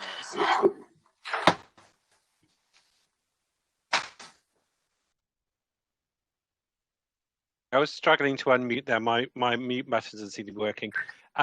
I'm more than happy to pick this up as an opportunity later on down the track. I know there's an outstanding request from the scrutiny review about actually getting some champions in place, and I think I'm going to pick that up with group leaders at our next group meeting to discuss how the best to take that forward. And that may well be a conduit for sharing information as we make changes. So we can discuss that at our next group leaders meeting. Thank you. Thank you, Mark. Now, we move now to question 18, Ian Dobie's urgent question. Ian, as this was a late question, would you like to read out your question, and then we'll get Patrick Molyneux to respond? Thank you. And if you've got a supplementary, you can then make it. I think, first of all, I'd like to thank you and Councillor Molyneux for allowing this urgent question. This is a huge issue and a quickly emerging issue in my division. My supplementary question is this, really. This game of legal poker with a geriatric extinction rebellion has to be stopped, and stopped quickly. You're playing with children here. So I welcome Councillor Molyneux's commitment to fight this wrecking move, and I'm looking at his response to my original urgent question. He says he will fight it tooth and claw, quote, and I share that commitment. Let there be no doubt, this letter was written to stop the school being built. This at a time of COVID to set children's education back to half a year. This at a time when Year 6 parents are wrestling with the task of choosing a secondary school for their children by the 31st of October deadline for preferences. Now, I appreciate lawyers' reluctance to go public with advice, or in this case, I trust, reassurance. However, at the very least, could you estimate the chances of this vexatious spanner in the works being spat back out by the lawyers soon, and certainly before the 31st of October deadline? That's my question. Patrick, are you able to respond to that? Yes, Sam, Chair, and I thank Ian for the question. It was a very late question, and we do have a fuller answer that we've put together, which doesn't also include the issue about people applying for places. So I would ask Simon if it's possible for the fuller answer, rather than me reading it out here, if that could be added to the questions document, so it's part of the minutes and the public record of it. Effectively, yeah, Ian asked to estimate the chances of success. I'm not going to do that, but I am very confident that we have a very strong case. We did go through the planning application, and we, with all due care and attention to detail, We feel we have worked very hard to accommodate all the issues that come along with the planning application, certainly on one in a location of this sensitivity, if you like. And I think we've actually gone beyond what was necessary in terms of trying to deliver what will be one of the lowest carbon footprint schools we have ever built. So the environment is crucially important to us, but more importantly is actually creating a good, proper school to actually educate the children of Cheltenham. We desperately need this to go ahead. I think we've got an extremely strong case, but it does have to go through the legal process. I believe, or I hope, and I'm sure that the initial answers on the merits of it will happen very quickly. And I do hope, certainly, that we will have an answer before the deadline for school places applications. But in any essence, I would ask that all parents consider this school if they are looking at places in 2021. It is my intention the school will be built for September 2021, and I'm very confident that will happen. So I would just like to reiterate what was said. I do stand with all the local parents in terms of their desire to have this school in this area where it is needed. I share their dismay at the last minute legal challenge that we've been given, which, as Ian has said, is suspicious in its timing. It is more about delay than actually changing anything. And I would like to give him and all the parents the complete reassurance that we will robustly fight this action with all the means at our disposal. As I said, tooth and claw. Thank you, Patrick, and I'm sure members on all sides would agree with what you've just said. But you will Simon will be circulating the enlarged response to which you refer. Thank you very much.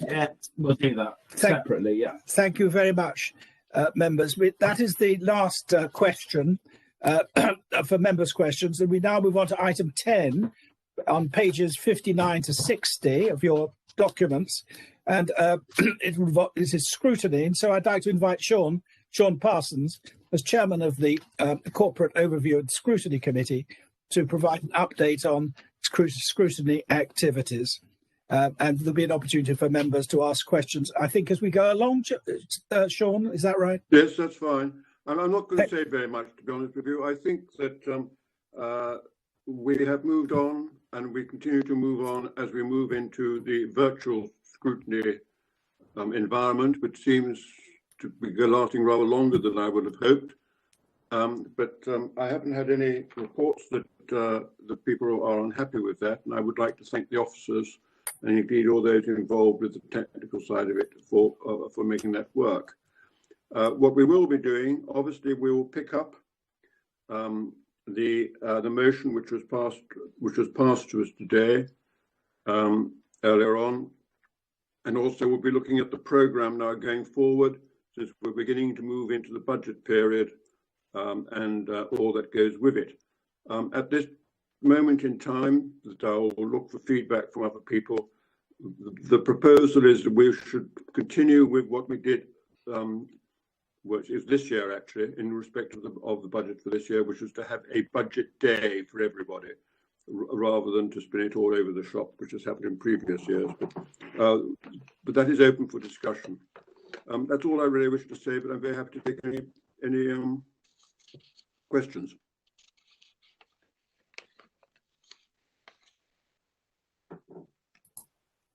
Thank you, Sean. Members, I think I've got Kate Haig indicating, and I think you're the only person, Kate, at the minute. Got his hand up. There's Mark Hawthorne. I don't know, but Kate, what is your question? Thank you, Chair.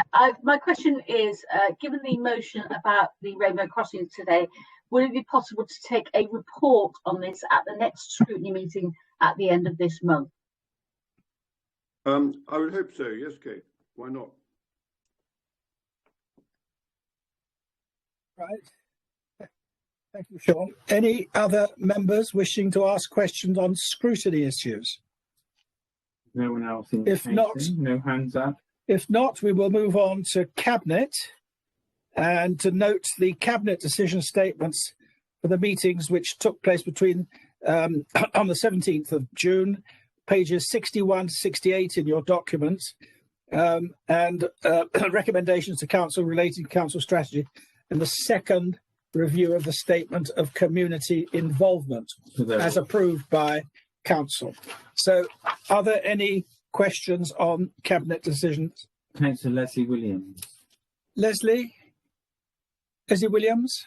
Thank you. Yes, and I'm rather piggybacking this onto the report about COVID-19 because alarm bells are really, really ringing about the rise in cases, the positive testing. And I gather that in certain parts of the country, there is no testing. You can't get home kits. A lot of it is being taken up to the northern areas. Because we're talking about Cabinet papers. We are talking about Cabinet papers, and this is to do with the COVID recovery and testing. And what I'm concerned about and would like some reassurance about, it was the only way I could ask a question about this, is to find out what is happening about testing. I gather that the site in Hempstead is very busy. If you can get an appointment, it takes time. So all in all, people are beginning to get extremely worried about how readily one can get a test. Now, I have also heard that there are issues to do with the labs. So please, can we have some reassurance or some sort of a communication through GCC on the various sites that they're using through social media to tell people how easy it is to get a test? I mean, I did hear that one person couldn't get. There were 2 slots available in the next 10 days. Well, I mean, that if you're worried about your health, that's really not at all reassuring. So my question really is to have a clear message to people living in the county what the means of being tested are and how available are the home testing kits. Thank you very much for listening. Thank you, Leslie. Now, who's going to respond to that? Is it going to be Mark Hawthorne or Tim Harman? I'm happy to respond on the basis that actually it's a good question, Leslie, for the local outbreak board, which you are a member of, which is scheduled to meet this week or next week. So if you are willing to hold that question over for that meeting, I think other colleagues on the local outbreak management board will be interesting to hear the response of that, and you can raise your point there. Friday, 11:30. Voice from the deep. Okay. Okay, thank you. Mark, yes, I am aware of that, but I'm also aware of the fact that people generally in the county will not know how they can get a test at the moment. And what I'm asking here is that we're giving people messages through the Facebook and through other things about how to look after yourself. Well, how to get a test falls into that category.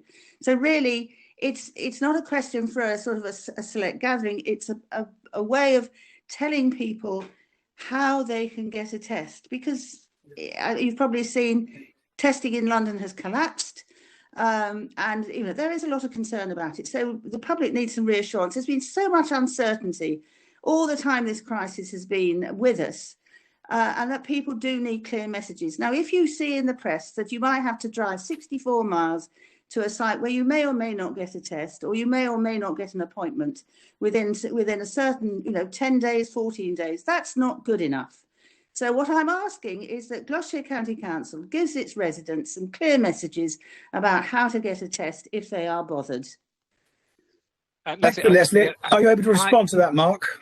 I will respond. I do not see how Leslie has made any connection with the item that we're currently talking on. And Leslie already is in a position where she can ask that question of the experts on Friday as part of the local outbreak management team. And if necessary, ask that the local outbreak management team clarify as part of their communications what's currently going on with regards to testing. So I do feel, Mr. Chairman, with great respect, that Leslie is somewhat abusing the agenda, and that she already has an outlet to ask that question in the appropriate place. Thank you, Mark. Now we move on. I think, Colin, you've got a question. Thank you. I have, and it's on item 8, the replacement of GIS, healthcare fleet and vehicles. And in here, it helpfully says that it will be done with regards to the council's climate change strategy. It's gone through, so presumably the procurement is going ahead. I think a lot of us would be intrigued and interested in knowing what vehicles are purchased and to what extent we've been able to actually fulfil the duties of the council's climate change strategy. I just think that would be very useful information for us in the future, and I hope that that can be provided at different stages as the procurement goes ahead. I think actually. Sorry, Colin. So, hold on a minute. Hold on, Colin. Which you're referring to item? It's on the next item. So it's item 8, the replacement vehicles. It's the next. So it's the next one. So apologies for that. I'm jumping the gun. Page 70. Page 70. Yeah. We'll deal with it now. Who can pick that up? Is that one for? Well, that's Carol. No, I can do it. You can do it? Okay. Okay, Kathy. Okay, thank you. Thank you for your question, Colin. Yes, I think there's going to be quite a lot of interest in exactly what vehicles are going to be purchased. We are looking very carefully at doing this with our colleague, Steve Mawson, one of the senior officers. He's actually helping us with this. As soon as we can get a list of vehicles, there's no reason why we shouldn't share this with other members, and we can arrange for it to be put on your members' matters so that you can see what the outcome was. Is that okay? Yeah, that's okay. Sorry, I hadn't started my video as well. So, I'm sure you'll forgive me for not showing my face. Don't worry about it. We know who you are. Right, Kathy. Thank you very much, Kathy. Kate, I think you had a question. Kate? Thank you, Chair. Sorry, I've lost the page on the minutes, but it was a question about the immunisation for HPV vaccination catch-ups on return to school and why there was no offer of that catch-up vaccination in Gloucester. Where are you there, Kate? COVID. That's on item 5. Is it page 61? Sorry, sorry, Chair. I'm dealing with several different devices, but I would appreciate why other districts had HPV catch-up vaccinations for children returning to school, but not Gloucester. Anybody answer that question? Chairman, again, I'm not entirely sure where this is relative to the item which is in front of us, which is decisions made at Cabinet. I'm afraid the member is going to have to be slightly more specific, or can I, with the greatest respect, suggest that they might wish to submit a question in writing? Yes. It was widely tweeted about, so I thought you might know about it anyway. Provide a written answer. Believe me, Kate, I don't spend all my life looking at your tweets. If there is a genuine question there, then maybe the member could submit that question in writing, and we can get Director of Public Health to come back and respond. I think that's right, Kate. You could have an opportunity to explain a bit more detail what you are referring to there. So fine, we have a way forward. So any more questions? Steve Robinson. Steve Robinson, I think you were indicating. Yeah, thank you, Chair. Are you taking questions on the second Cabinet meeting now? That was we were led astray a bit. We are still on on the Cabinet meeting of the 17th of June. Okay. I have a question for the next one anyway. All right. Well, can you deal with that? Because otherwise, I will get totally confused. So, any more questions on the 17th, the statement of the 17th of June? No others. Can I get people to lower their hands if they've had their question? Yes, if you lower your hands when you just leave yours up, Steve. Yeah. Right, now then. That's noted. So we now move on to Cabinet of the 22nd of July, pages 69 to 76, and no, we've got Steve's got the. now, Steve, I think you've got the floor now. Yeah, thank you, Chair. On page 72, item 11, commissioning of youth support services. As a member of the Task and Finish group, could I ask that the Task and Finish group could meet when the officers have got a new contract together prior to it being sent out, so we have a view of it, and that we, we more or less agree with what we put forward is in there, please. Okay. Who's Richard Boyle? Is that Richard? Is that for you, Richard? I think what Steve's asking for, because you're a member of the task group that was set up, you're just asking for that task group to be reconvened, just to consider that, so you're aware of it. Yes. Yeah. Just when the officers have worked up the next contract, could we view it prior to it going out, please? So who is that? Who's going to do that? So we can organise that, so long as that's acceptable to the cabinet member. Yeah, but who is the cabinet member? Richard Boyles. Well, we'll talk to the Richard, and we'll. I hope that we can satisfy you. I'm more than happy for that to be achieved. Thank you very much. There we are. Right. Yeah. Any more questions on the 22nd of July cabinet meeting? No. No, I'm just looking down the list because I'm scrolling through 60 odd people. Anybody? No, nobody shouting. So we now move on to individual cabinet member decision statements, which is on pages 77 to 90 of your papers. Are there any questions on the individual cabinet members' decision statements? If not, we'll move. No, they're for noting. Then we note that, and we'll move on. The calendar of meetings, which is on page 91 and 92, and we ask you to approve. Members are asked to approve the calendar of meetings for 2021, all assuming that we're all well and healthy, and the virus hasn't killed us off. So, can we make that assumption and approve those dates, members? Anybody any objection?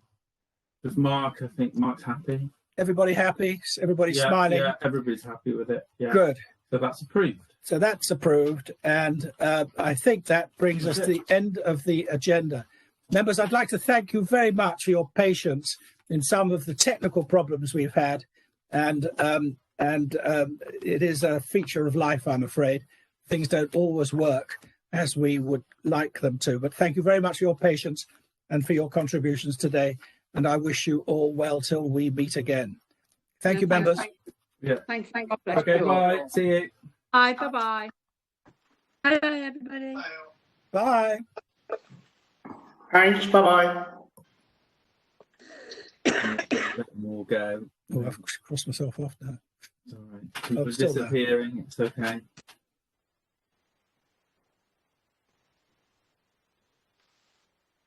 Why is that one slower than others?